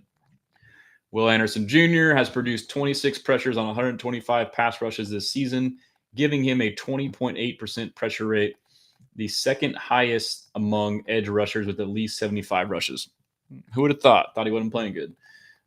He's also he only has 125 pass rushes. Like a lot of guys got like 2 something, and that's because like the true pass rush is not counted because they don't allow for it to happen. He's also shown elite bursts off the line, averaging 0.75 seconds to get off. Third quickest among the same group. Anderson's quick first step has translated to results, generating 15 quick pressures and a 12% quick pressure rate, second highest among that edge rusher group. So again, like all this talk about the Seahawks defense, and we aren't talking about this shit. Like our defense can't flip this game on its head, get us a sack or a turnover early, and get us good field position. JSN having a big year. Jackson Smith and Jigba has caught 31 of 43 targets for 631 yards and 3 touchdowns when aligned out wide this season. His receiving yards from such alignment is the most in the league, and 145 more yards receiving than the next closest wide receiver, George Pickens. Matchup: the Texans defense has allowed 450 yards, 6 fewest on throws to wide receivers aligned out wide. So something's got to give there. CJ Stroud versus the Seahawks. Stroud has completed 75 of 104 passes for 745 yards, 7 touchdowns, and 2 interceptions when not facing the blitz this season. His 106.5 passer rating ranks 8th highest, and his 72.1% completion percentage ranks 9th highest among qualified quarterbacks in such situations. Matchup: the Seahawks defense has blitzed on 15.7% of opponents' dropbacks, the lowest in the league, and would be the lowest in a season since the Raiders in 2021. Please keep not blitzing. We will take that. And so, yeah, so I think that's most of the good insights. And then they got the pro preview. Points per game, Texans 21.6 is 22nd. And the Seahawks 27.7 is 5th. Point differential, Texans are 4th with plus 47. Seahawks are plus 49 with second. Record in close games, 0-3. Seahawks 2-2. So we've only had 3, and we've lost all 3 of them. And then let's see. We got a comment here. A couple comments. Sorry, IG. I've been sleeping on y'all over there. I hope y'all are still doing good. And let's see. Traden says, from what I'm hearing, we're statistically better. No, that was earlier. You talk about Pollard. And then Colby says, eliminate explosives. Allgood says this defense gave Josh Allen his worst career game during his MVP season. They're even better this season. Facts, bro. Facts. And let's look here. Average margin of victory is our average margin of victory is 30 points. That's hilarious. Theirs is 14. Turnover differential, we're +1, which is 12th, and they're -1, which is 15th. Total penalties, we're 34th. We have 34, and we're tied for 4th with the Seahawks. That is very encouraging. Penalties have gone down. And so we'll look at passing. We'll go to key advantages. This is Texans offense versus Seahawks defense. The Texans, out of 5 categories, have a 5-star and a 3-star advantage, and then the Seahawks have 3 3-star advantages. So, I mean, as big as this defense mismatch is, like, it doesn't seem that bad to me. And on the flip side, you look at like our defense versus their offense. We have a 5-star advantage, a 4-star advantage, and 3 4-star advantage, and they have 1 4-star advantage. So, like, based off of these numbers and metrics, it looks like our defense has a massive advantage, and their defense has a slight advantage. So, short passing, we're 14th against their 30th ranked defense in short passing. That's a 4-star advantage. So that bodes well for us. Hey, they got this vaunted pass rush. Okay, we'll do quick game. Pressure rate, we're 14th, and they're number 3 on defense. So they got an advantage, but hey, it's, we're not as bad as people think. Passing versus no blitz. Texans offense 15th. Seahawks defense is 28th. So they don't ever blitz, and passing against it tears it up. So maybe I am seeing my like I'm going all over the place. I'm doing too much in the weeds here, but what was I going to say? So my initial hunch was about we need to pass to open the run. Like if the run game is shut down, and I don't know if you try early to get the run going, and then once you get hints that it's not working, then have a backup plan to abandon ship and now do quick game to pass to open the run. But it's there. We are great at short passing. They're bad at it. They don't blitz. And they're terrible with the pass against the blitz, and we're good against CJ Stroud is great against no blitz. So maybe you go tempo and pass to open the run. Or really, it's just probably the same shit we've been doing. It's both. It's quick game and running between the tackles. And when you get a first down, tempo, quick game. And if you do tempo, so now I'm starting to like think more about this shit. If you do tempo, you can negate all this bullshit. Like you want to play all these games and move this guy and that guy and do a stunt and that stunt. If you tempo, it's now much harder to get the call and then do it. So tempo will be a big thing for us, which will be getting that big play, that big first down to kind of give you the chance to run more tempo. But then our rushing versus light box is number 9, and their defense is number 2. And then their overall rushing efficiency, Texans offense number 7, and their defense number 2. On the flip side, key advantage, Seahawks offense, their short passing is number 25. Ours is number 1, 5-star advantage. And then Seahawks offense, QB scrambles, they're number 8. That's their only advantage on offense is QB scrambles. Pfft. So, yeah, we got to contain Darnold. They're number 8. Ours is 31st. Fine, you can have that little BS yardage. Rushing out of shotgun for the Seahawks, 32nd, and we're 19th. Design runs, they're number 30. We're number 18 defense. Their offense on rushing outside the tackles, which is a wide zone offense, is number 32. What? We're number 23, so we're weaker there, but that's crazy. Your whole offense is rushing outside the tackles, and you're number 32 in the league with it. Like, what is going on? Let's see. Keep going through. Let's see. This is probably one of the most important regular season games in recent history. If we won, contenders back on the table. Yep, I agree. And then Alana McCollum, Seahawks defense was great even without their best pass rusher, Derek Hall, Devin Witherspoon, and Julian Love. They're coming back. Yeah, most of those guys should be coming back. But, I mean, Devin Witherspoon is solid. I'll go into the PFF, not necessarily for grades, but personnel. But, yeah, I mean, okay. Like Brandon says, if going 3-3 suddenly makes the Chiefs contenders and the Texans turning around and going 3-3 makes them contenders. Yep, but they're not going to say it. It's going to be if we do win, oh, well, yeah, the Seahawks weren't good. They were overrated. King Colby also heard that Macdonald doesn't have a good record at home. Seattle actually plays better on the road. Yeah, they're not good at home. It's weird. Alana McCollum, Seahawks didn't have all their players out. Yeah, you said that, dude. Brandon, yeah, they've been 4-8 at home during this tenure. Crazy. Alana's just coming in just saying, oh, my God, y'all had 33 pressures and 7 sacks on Trevor Lawrence? Damn, that's crazy. Let's see. But, yes, Emanwari will be covering the middle. He's all over the field. Yes, he's a good player. And he said, Justin Bright, as a Seahawks fan, it's great to hear more insight from the opponent with statistics and things I subscribe to. Oh, I appreciate it, man. I didn't know you're a Seahawks fan. I appreciate you tuning in. And I'm sorry, I'm a homer, obviously, but I try to be not a jackass and think we'll dominate. I think it'll be a great game. I kind of have some natural reactions where I think I find a finding here, and who knows if it's right or not. But I think it'll be a good game. That's cool. You're a Seahawks fan in here, but hopefully I'm not coming off as arrogant or a jackass. That's not surely what I not intend to do. I definitely respect our opponents, and I respect the Seahawks. But I'm feeling, relatively confident, and regardless, it'll be interesting to see how it plays out. Seahawks shut down the quick game versus the Jags. Even Warren DeMarcus Soares comes up and hits.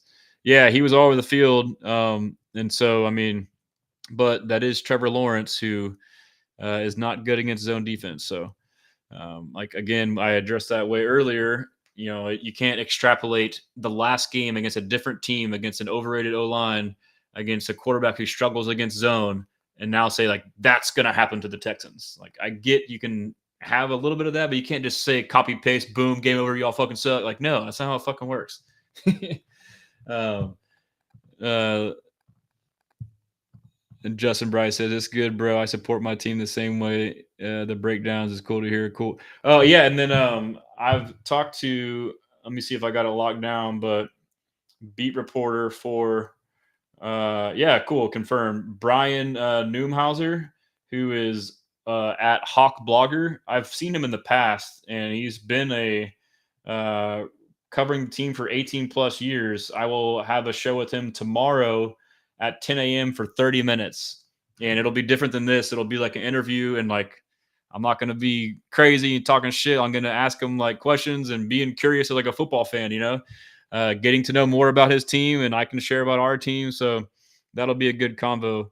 And you can watch here live on X, YouTube, Facebook, Instagram, or you can rewatch or listen on Apple or Spotify.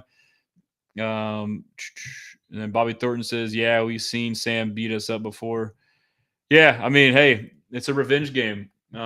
It could happen. He could beat us up, but you know, I feel good about this team right now. I know it could be irrational confidence. And then JJ Sugar says, "I was just watching Hawk Blogger's breakdown on this, and he had DJ being me on there." Oh, that's cool. I didn't know that. I just reached out to him. I was like, that's something I want to start doing, is doing like a 30-minute at least of like the opponent insider, getting their takes on it. So, but that's good to know. And I read, like, I started to read his blog on the matchup, and he had a lot of good stuff in there. He seems like he knows what he's talking about. And yeah, we can go through more passing stuff. I mean, we kind of went through most of the metrics there. Let's go to PFF. You know, again, we can look at grades, but to me, it's more so I like to look at, they can lay out, let's see, player, let's go to scores. They lay out like NFL. I guess I can show y'all too. I've been, you know, slacking on this, but Kalshi.com, who I've partnered with, if you want to go there and trade on the game, you can do so. And if you use promo code HOU, which is Houston, you know, HOU, you'll get a free $20, and it'll help me out as well. And let's see, Texans Seahawks. So you can just go on here, and I spelled Seahawks right. Yeah, I did. And you can trade on here, and you can cash out early. But wow, right now they got Seattle 63%, Houston 37%. And I think they got the spread at 3.5 points for Seattle. So over under 4.5. If you want to take a gander at it, go for it. Feel free to use promo code HOU. It's down at the bottom in case you forget. And so, yeah, going back over here to PFF, we will do, I like to go to, if you go to scores, go to scroll down, and we'll click on the game. And then you can go to, you know, we'll look at their metrics. I know it's like really contested right now, but we'll just go over it regardless, whether you subscribe to it, not literally, but figuratively speaking. PFF overall rankings: Texans 13, Seahawks 12. Power rank defense: Texans 3rd, Seahawks 18th. That's crazy. That's crazy. That kind of dispels what a lot of people are saying. Which, who knows? We'll see. Power rank offense, 12 and they're 11. I mean, I hate to say it, but I kind of feel like I agree with some of this stuff. And again, injuries are, you know, issues on both sides. But I don't think maybe Seahawks are 18th, but I don't think that they're, you know, I think they're potentially not as great as what they're being touted to be, which obviously we'll find out. And our offense is much better than what people are saying it is. It's not elite, but it's not dog shit. and it sounds like their offense isn't as great as people think. It's kind of right there with us. And this is a big part of it. Strength of schedule played. We have the 15th. We've played 2 bad teams, but we've played 3 good teams. And they're 23rd. So I like to keep hammering this home. And I don't know. None of us know, but we still naturally try to proclaim and project, okay, they beat this team, they beat that team, and they're good, they're bad. We really don't know quite yet who's who. It's starting to solidify itself, and now we can look back oh yeah, of course they won that game or whatever. And so look at that percent run plays. We're 40% to 59%, and they are 47% to 52%. They got EPA in there, so our EPA per run. I don't know if that differs from what we just saw. I feel like it does differ from what we just saw. So we'll just ignore that in case there's any confusion. The grades on the players. Sure, yeah, Darnold is graded really high. Stroud's playing well. A grade for them, 71.9 is decent. Sam Darnold, 93.7. Passer rating when clean for Stroud, 122. 129 for Darnold. Rating under pressure, 53 for Stroud, 86 for Darnold. Big time throw percentage, 2% for Stroud, 7% for Darnold. Teams don't allow us to throw it downfield. They play too high shell. Darnold's getting tested, and he's been killing them on it. Turnover worthy play, both guys are really, really low, 1.65 for Stroud, 1.09 for Darnold. And let's see. So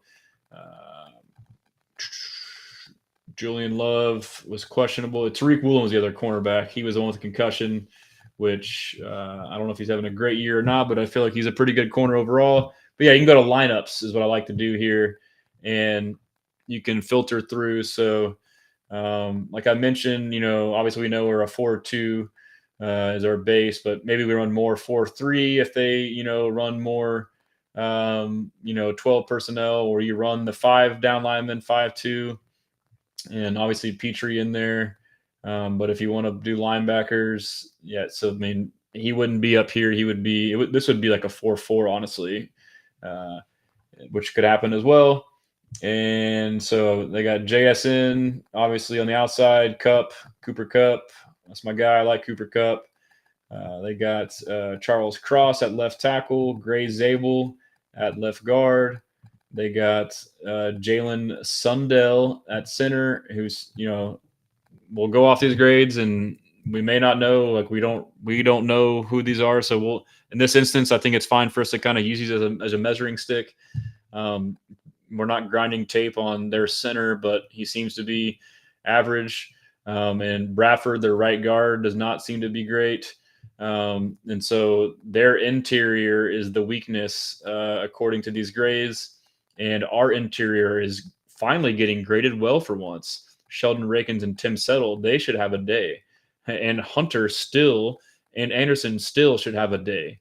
I mean, this matches up well for us. But now, if their strength of schedule is bad, I want to go back and look 49ers, their defense, I guess, pretty good. Steelers, their defense, okay. Saints, no. Cardinals, no. Bucks, pretty good. Jags, pretty good. So just trying to figure out, why, kind of who they played. Barner, the tight end's been having a great year. AJ Barner, it's his second year out of Michigan. And I like Torrey Horton. He was a late round pick, 5th round. Yep. And he is a Z receiver who I wanted us to draft, a Z receiver. And so when they signed Cooper Kupp in the offseason, that's who I wanted to sign for slot. That was a perfect fit. I think he's still got it. Still think he's great. But, JSN was a slot receiver his whole time. He was 80+% snap share in the slot. And so it didn't make sense as that being a potential place of him going. But, to me, JSN has the build and ability to be your typical Z receiver outside, which I guess he's kind of playing. They don't have a true X. I guess they're both playing outside, but he has that frame to be 6 foot, 6'1", 190, and he's a burner. And he's thriving outside. Obviously, he can play well inside, but now that he's having all these crazy stats where he's stretching the field and beating people deep because he's outside. And then Kenneth Walker, obviously, running back, and Darnold. And so let's look at if they are in 21 personnel. That would put in their fullback is Russell, who's graded at a certain level. That's not very good. And let's look at 12 personnel for them. And that would be 2 tight ends, and then Arroyo would come in. Not graded well, but he's more of a receiving tight end, in my opinion. He could probably develop on blocking, but Petrie needs to put Barner and Arroyo on lock, and even EJ Speed and Aziz. And so on the flip side, defense, obviously we know our offense, so we'll focus on them. This is them matching up to our base personnel, which is nickel. This is their nickel to our 11 personnel.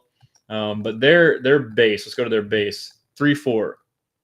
You got corners, Job, who obviously played because they had injuries, and Prechette obviously played because they had injuries. So, I mean, obviously that's a big issue for them. So, there's this talk about them shutting down quick game and Trevor Lawrence holding onto the ball because guys weren't open. You tell me these guys locked down all that shit? Like, no, Lawrence did not play good. He did not get rid of the fucking ball. Elsewhere in the secondary, Kobe Bryant as a safety, is a strong safety, and then Ty Okada as a free safety. And Julian Love obviously should be there.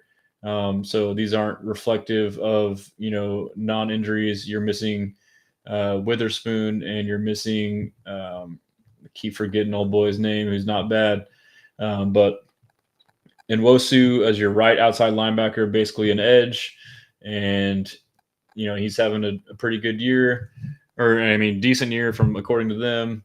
And Leonard Williams, I mean, they got a bunch of like veteran journeymen. I mean, he's in his, does it say how many seasons he's had?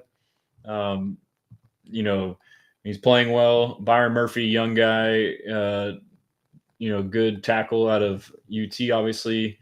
Jaron Reed, pretty good player. But DeMarcus Lawrence, like old veteran guy, he's not elite. He's not bad. He's above average. Same with Nwosu. Nwosu maybe isn't quite a journeyman, but same with Leonard Williams. And then their linebackers, Ernest Jones, they traded for him with the Rams, pretty good. And then their other linebacker, supposedly Drake Thomas, is a weak point, but he had a good blitz against Walker Little, left tackle for the Jags. So this is not – Emanwari is not on there. He's a safety.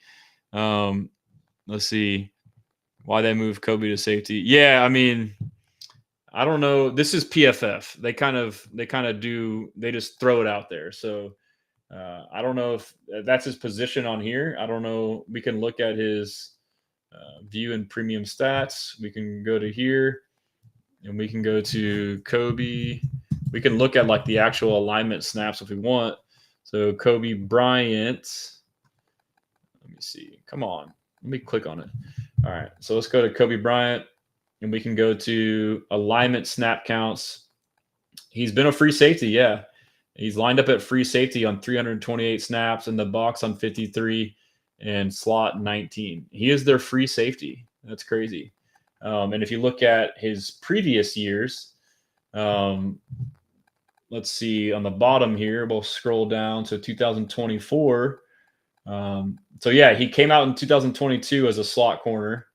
And then basically the same in 23, and he's been playing free safety pretty much since 2024. He did it last year, and he graded out pretty decently. So yeah, he is their free safety. And then, if there's any other guys that y'all see that we need to look at, we can analyze that way. But let's just go to their roster on PFF so we can look at the guys that were not included, that were injured. And so let's see here. So defense obviously is where we want to look. Is there Position, draft year, lineup. Nah, that's not going to show. We'll just go to the grades. So we'll go to NFL. Let's go back over here. I'm going to share this tab instead. I'm going to click that, and we're going to go to by team. And we're going to go to Seattle Seahawks. And so let's just do this. Let's look at overall. Again, it's PFF, whatever, but their grades, Seahawks, second highest graded team, Texans, 10th highest. Good offense, good pass. Pass blocking is weak at a 50, receiving good, run block good, run defense good, defense good, run defense good, tackling good, pass rush good, coverage good, special teams, which they're supposed to have a good special teams, is graded at a 49. Texans, average overall, above average offense, our pass block also bad, but not as bad as theirs. So, receiving decent, run good, run block decent, and then defense, the grade on our defense, that's crazy. Yeah, so, but our tackling has been bad, but it has been getting better the last couple of weeks.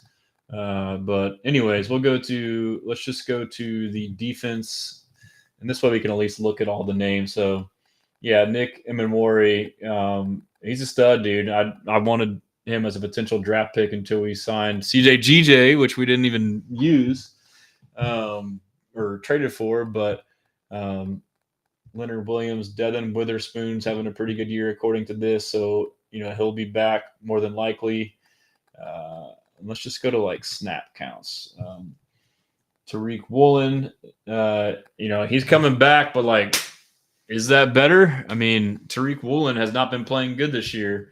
We can kind of see, according to the grades, again, it could be wrong. And then, Boye Mafe was a guy we didn't mention. For some reason, he didn't get put on there. Julian Love is a safety. I would imagine he is the strong safety. But they've been using Emenwari in a pretty unique way. Yeah, I was going to go through my timeline and look at videos and stuff. I guess I can maybe do another episode after if we have time. But I think it's been 2 hours and we're just shooting the shit. Have y'all liked this episode as far as diving in like this? Is this engaging at all? I know it might be better if I'm talking and reading comments. But is this deep dive research stat stuff engaging? To me, it's fun. This is the shit I do all week. I look at all this shit. I have a question I have a question of oh, this or that, and then I go and I get in these rabbit holes, dude. Well, this stat and that stat and blah blah blah. I definitely can overdo it, but I think it is fun to have some of it. So, yeah, he's a stud. He's like Nick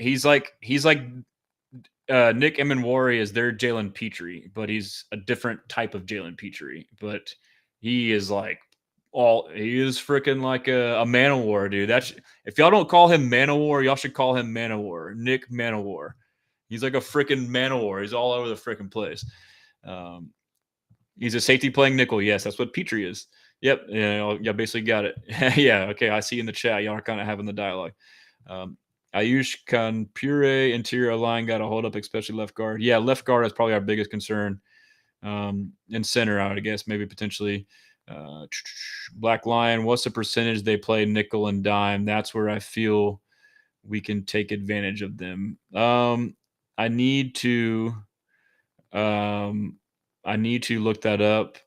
I got to figure out how to pull that up. But that's where I kind of had the revelation earlier. Black Lion is we do run a lot of 11 personnel already, but that might be our bread and butter. 11 personnel, get them in nickel, spread them out, quick game, and run out of that. Now that light box and run up the middle, and that could be a recipe for success for us.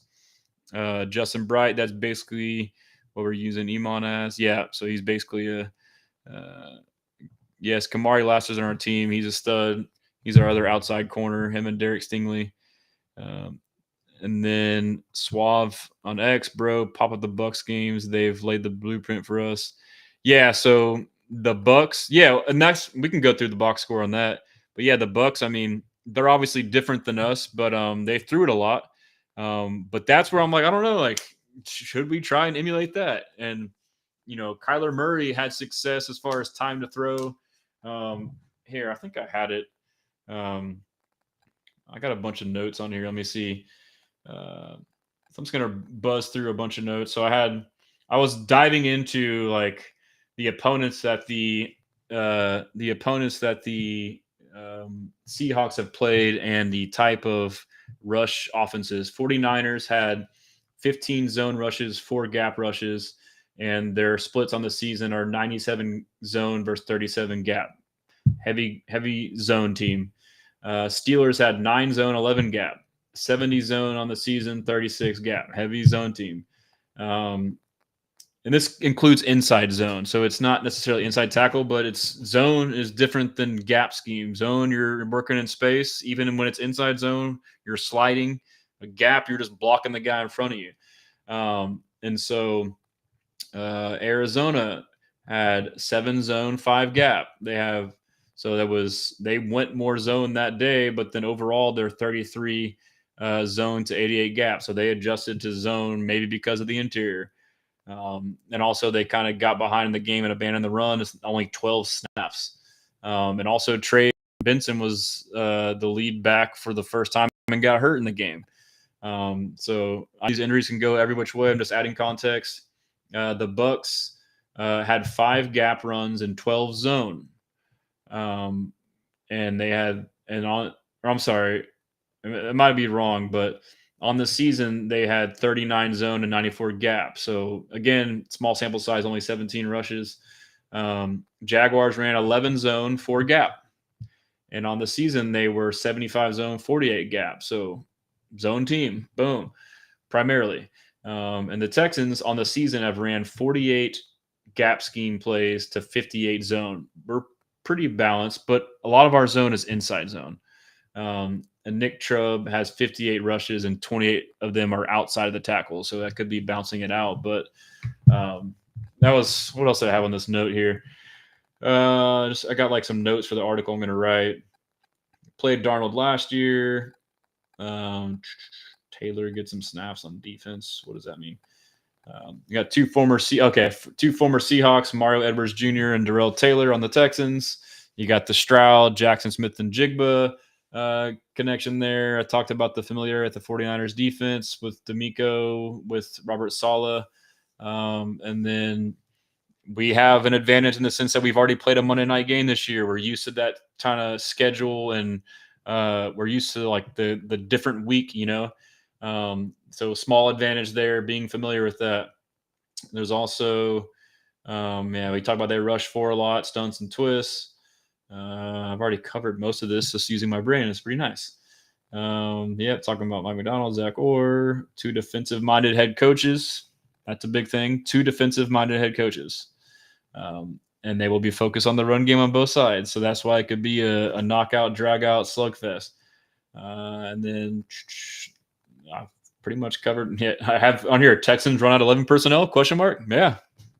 Sounds like they should. And then I have Stroud run game on my notes too. So I feel like they drop back. Stroud should run the ball. And then let's see. I said use 5 down linemen versus 12 personnel and 21 personnel. So yeah, I think I've talked about all that. But man, I was gonna look at something. I know it's already freaking 2 hours, but I think let me just go to I think a better thing to do now that I'm trying to look at depth chart. Let's go to Seahawks depth chart. And we'll just go to their official depth chart on their website. And did I stop sharing my screen? Yes, I did. Click this button to share my screen and click there. All right, so and then Alana said Woolen has a concussion, most likely not play. Rumors of him maybe getting traded. And so, so one, he hasn't played as good as he had in the years past. Like, he's from UTSA, right? And he came out hot, like balling, getting picks his rookie year, and kind of fell off. And maybe that was like having him overhyped, but maybe he just got adjusted to or struggling. But the grades show that he's struggling. He may not even play. But then now you're going to have one corner who's suspect. Even if you get Witherspoon back, who's a great corner, you're still going to have somebody out there. So, and then appreciate it, King Colby. Neil M, this is great content. I can't get this anywhere on YouTube. That's good to hear, man. Like, I love this shit. Like, if I could do this, like, I would just, it's like we're fucking hanging out and y'all bring up ideas and ask questions. Like, I learn a lot doing this shit because y'all have asked a lot of good questions. And, we're just boys talking ball and like analyzing stuff. Like, I would do this. I would stream all day if I could. And like, we could talk about this. We could pull up interviews. It'd be nice to find a way to like make that my job, just hang out and talk ball all day with the boys. And so, yeah, Woolen used to be nice. This is definitely engaging context being a Hawks fan. Cool, man. I appreciate you tuning in, Justin. And again, like, I'm not, if you want to, feel free to follow me, but I am also an NFL fan in general. Like, I like football. I love football. I love all football. I love the NFL. I love watching teams and players. Obviously, you look at guys in the draft and you still follow them, and that might be a free agent. You like philosophy. Yeah, I mean, football is dope, dude. King Colby, Seahawks got a right guard that or left guard being exposed. I've seen. Yeah, Bradford. And we have our advantage on that. I mean, our whole D line's got an advantage, man. Let's see. Seahawks D kind of reminds me of ours. Pause. Okay. And so here we go. Yeah, I mean, I am, finding ways to monetize what I'm doing, but like, I wish I could just sit here and just shoot the shit and just everything, whatever else work out. But yeah, so looking at a depth chart, making sure we didn't miss any names here. And so if you Seahawks fans got any like insight for us while you're in the chat, we'll be wrapping up here soon, but maybe things I didn't highlight, names, players in certain roles, things to look out for. Y'all obviously know the team better than us. That's what I like about this fan-sided content is you're not going to get this national media. Like, we're the ones who watch this shit all the time, and you can only watch one team as much as we do because we do it all day.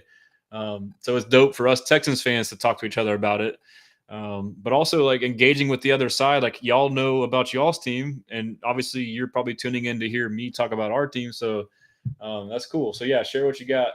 But it looks like Derek Hall. Again, it's tough too with this different fronts of a defense, who's a starter or not. Derek Hall, y'all mentioned, was your best pass rusher coming back.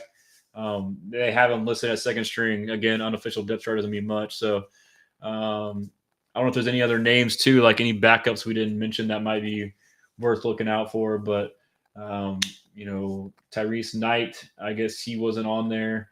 Will linebacker and Mosu Mafe. Okay, Hall is listed as Sam linebacker, so it's kind of all that stuff. So thanks for the insight, Justin Bright. Seahawks love running screens, bad at that. I would guarantee you they run a bunch more. Every team has done it because of our pass rush. And so that's good to hear y'all aren't great at it. Yeah, so I mean, if y'all are still chilling and engaging, I know it's 11:30. I can kind of go through the timeline real quick and make sure I didn't miss anything. I know this is a long ass episode, but hey, this is fun. We're hanging out. Let's see here. Let me see, and I'll be on. If you don't, Justin and Seahawks fans, follow me, or you'll probably see it. But I do weekly posts where I'll post like clips from both sides of both teams, from players and coaches talking about the opponent, and I'll do like a thread where I'll like kind of do it all. So it's like a nice deal in there. Justin Bright says Josh Jobe is a guy CJ could expose. That's what it looked like. It looks like he might play too, given the injury. So just want to make sure. We'll go back and see if there's any. So there's a lot of cool stats going around. Y'all have already seen all that. I'll try and keep it relative to the matchup here. Kind of going through CJ Stroud supporting casts, via PFF ranking and other metrics. It's just a subjective deal, but ranked 19th. That's like O-line, receivers, running backs. And keep going. Chargers need a running back. We could trade them Dameon Pierce. I think we should. It's kind of he's just chilling on our roster right now. Here's D'Amico talking about the offense. Play this. With the offense and in particular CJ Stroud, what are some things that jumped out to you? The things that worked the past couple weeks offensively is just us being able to stay committed to the run game and run the football. Right? You can run the ball, you can sustain drives. That's the key.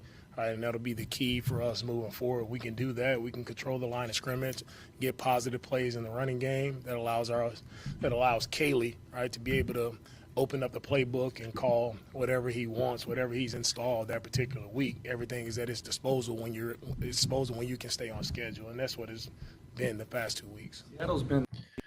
Yeah, so I mean that can be discouraging, but it's true, and that's what they want to do. That we mentioned that they want to run the ball and stay on schedule. So just kind of going back through, scrolling, and let's see. Yeah, so we're getting some insight from our friends, the Seahawks fans.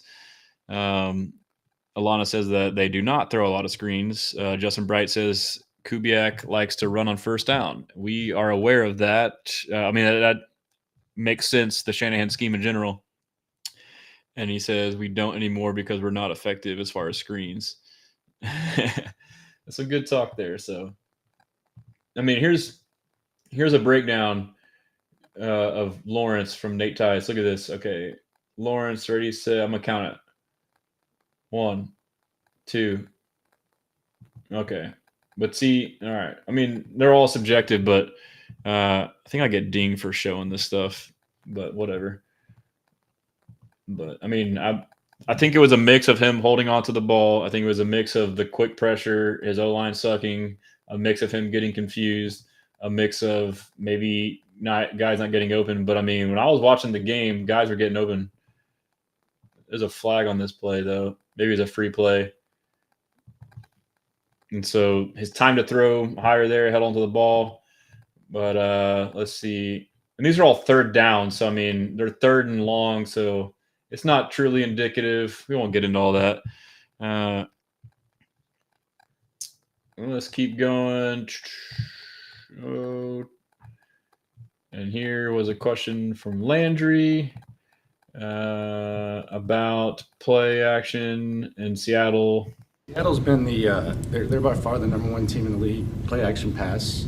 What do you think makes them so good at that, and what goes into defending that? And for Seattle, they're good at the play action pass game because Kubiak's done a good job wherever he's been as a play caller. He's done a really good job of establishing the outside zone scheme. Right, and with the outside zone scheme comes the keepers off of the outside zone action. So he's done a really good job of marrying both run game and passing game, meaning they both look very similar. So the play action pass game works because of the offensive line and how they come off the football, right? How they make the run look exactly like the pass. It puts the second level defenders in a bind where are you stepping up to defend the run, or can you key it and diagnose it quick enough to understand that it's pass and now I need to drop in coverage? So they've done a really good job starting with Kenneth Walker in the run game. He's a really, really good running back in this league, and he's done a really nice job. And when you have him running the ball the way he runs it, right, guys are going to commit. And once you get guys to step up 2 or 3 steps off, and now Darnold's done a good job of getting on the edges, making good decisions down the field, and he's had a lot of guys open in those play-action passing concepts. That's why they've been successful as well. A lot of guys are wide open. Yeah, and that's kind of what we were saying. Like, we were diving through the stats and the metrics like EPA, and like the rushing isn't very successful, but it's like they almost just keep doing it just to set up play action. But, if we can get them in third and longs, that can keep them out of that. And then he mentioned it's like the balance of committing to stop the run on the wide zone, but also knowing when a boot's going to happen. And I think it's almost like screens. Like if a tight end or somebody's going to slip back and reverse, like if you're trying to beat the block and you notice like they're, making it easy, then that's when you got to realize, all right, something's up. It's like a screen or it's a boot. Yeah, it's crazy the Texans have that point differential. I just saw a graph on it. And no, yeah, there was a troll on that did the D'Amico Ryans thing. Here it is about him talking about JSN. Here's what actually happened. What Jackson done so far? What are some things? It's tough because the audio is kind of low, and I think it's just because the interview just started.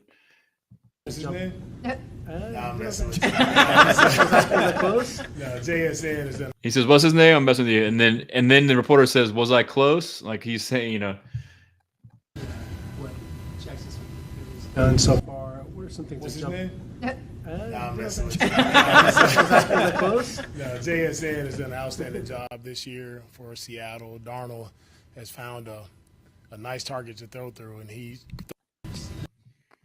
well, that's Seahawks fan Justin says quick passes are a thing to look for too, mostly slants. I mean, we saw, our defense against quick passing and their offense is a major advantage, so that's good to hear for us. And yeah, CJ Stroud is still accurate. There's a graph of like on target throws, and he's towards the top pretty much in every metric. Ed Ingram been balling. And here's D'Amico Ryans on Jalen Petrie. What do you think about the season Jalen Petrie is having for you guys so far and what he's doing for the team? Jalen is playing lights out for us. He is all over the field. He's asked to do many different things throughout a game, and he's the one guy who's very cerebral enough, smart enough to go out and handle whatever we ask of him defensively, whether that's blitzing, whether it's playing in coverage, whether it's playing back deep, like what all three levels of the defense, Jalen provides us that flexibility to be able to move him around wherever we need to put him each week. And so to have a player who is as smart as he is and as reliable as he is, it really gives you a comfort as a play caller. It gives you comfort to be able to know that if we want something to happen, you turn Jalen on. And when he's on, he's going to find a way to make plays in the backfield. He finds a way to get the football, right, the way he's attacking the football. I love to see that continue. He's doing a great job of being a true spark plug for our entire team. Obviously, it's a different position, but does he remind you at all of you when you were a player? Not at all. He's way better than me. He's I had one little position right in the middle, stop the run. That's about it. But no, Jalen is a tremendous guy off the field, too. He was our Walter Payton Man of the Year last year. He was that recipient because of the great things he's done in the community, just all around. Talk about a great guy on the field, off the field. Like, that's what it looks like in Jalen Petrie. I'm proud to say that I'm able to coach Jalen Petrie. That's awesome. I love it all. And then, here's the graph on the Seahawks and 12 personnel. They have they run it. Here's their personnel splits. They run 11 personnel 34% of the time. They run 12 personnel 31% of the time. They run 21 personnel, 2 running backs, 1 tight end, 12%, 22 10%, and 13 5%. But they have EPA ranks in each. They are number 1 in 12 personnel EPA, and in every other one they are 21, 26, 21, and 28. So they're not good in any other personnel, and they're great in 12 personnel. I mean, to me, and the EPA, it's EPA per pass is the big one. It's 0.78, and the EPA per rush is 0.13. So to me, it's like you get in this formation, and you run, play action. That's my surface level assumption. So, almost done here. Just going through the timeline, make sure we get it all. I guess we don't have to do that. There's Dan Orlowski talking about it, but yeah, I think that's pretty much it. I pretty much do these things and go till I burn out. But hey, this is a good one. This guy, if you don't follow him, his name is Stephen Patton. It's at Patton Analytics on X. He has like his own way of doing grades or rankings for play callers, and he does like EPA, and he does, varied formations. He's got a bunch of different metrics that I forget the exact recipe, but it's pretty good. Again, subjective, but in his metrics and grades, the top 2 ranked teams for play callers, offense and defense, are Seahawks and Texans. And offense, the top offense is Clint Kubiak is the number 1 rated offense. And the Texans are not bad. They're 0.44. So Caley's up there. But then as far as defense, Matt Burke is the highest, and with the mix of D'Amico Ryan. So it's a good matchup between coordinators, Matt Burke, Clint Kubiak, Mike Macdonald, and Nick Caley, who people are shitting on. But I think Nick Caley, I think he's a star, man. I think he's really special, and I think we're just starting to see it. I think this is a great matchup. And then here is D'Amico talking about the Texans offense with Mark Vandermeer. Has progressed. Our offense has evolved, and that's why, I like Caley and what he's been able to do, just being able to go with what works. What do our guys do well, and finding that out. It kind of takes time to figure that out as you go throughout the season. You weather the storm a bit, then you feel like you have a formula that's worked. You feel like you have an idea of what guys do well, so you can put them in those positions much better now to have successful plays. Do you want explosive play? Yeah, we want explosive plays, but at the end of the day, I want to score points. Like, and however we score points, however long it takes, like in a drive to score a point, that's all I care about is can we finish drive with points and now make their offense have to drive the field on our defense, which I feel like our defense has done a really nice job of being a strength for our team, and we got to go out and make people earn it. That's how we play complementary football together. And our special teams, they've been outstanding, making play after play for us each game. So we continue to play together as a team to win games, not just being about the offense doing one thing or just leaning on the defense, but us collectively playing together is our formula for winning games. Coach. Yeah, I agree. But yeah, fellas, I think I'm good. I'm getting burnt out. Well, I guess one more. There's the coverage charts, coverage EPA. Texans obviously high. We talked about it. Seahawks not great, but their highest coverage usage is cover 3 at 31%, and so we could see that. But yeah, that's pretty much the last thing there.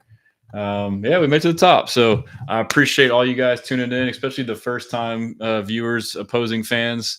As always, if you could follow me on all platforms, you can rewatch on my live under YouTube under live, or on Apple or Spotify. It's Second Guessin, GUESSAN with Stressin, STRESSAN on there, or just search Houston Texans football podcast. I'm sure it'll come up, but I'll be live tomorrow with the Seahawks beat writer, and appreciate you guys. Until next time, we blessin'. Appreciate it, Justin.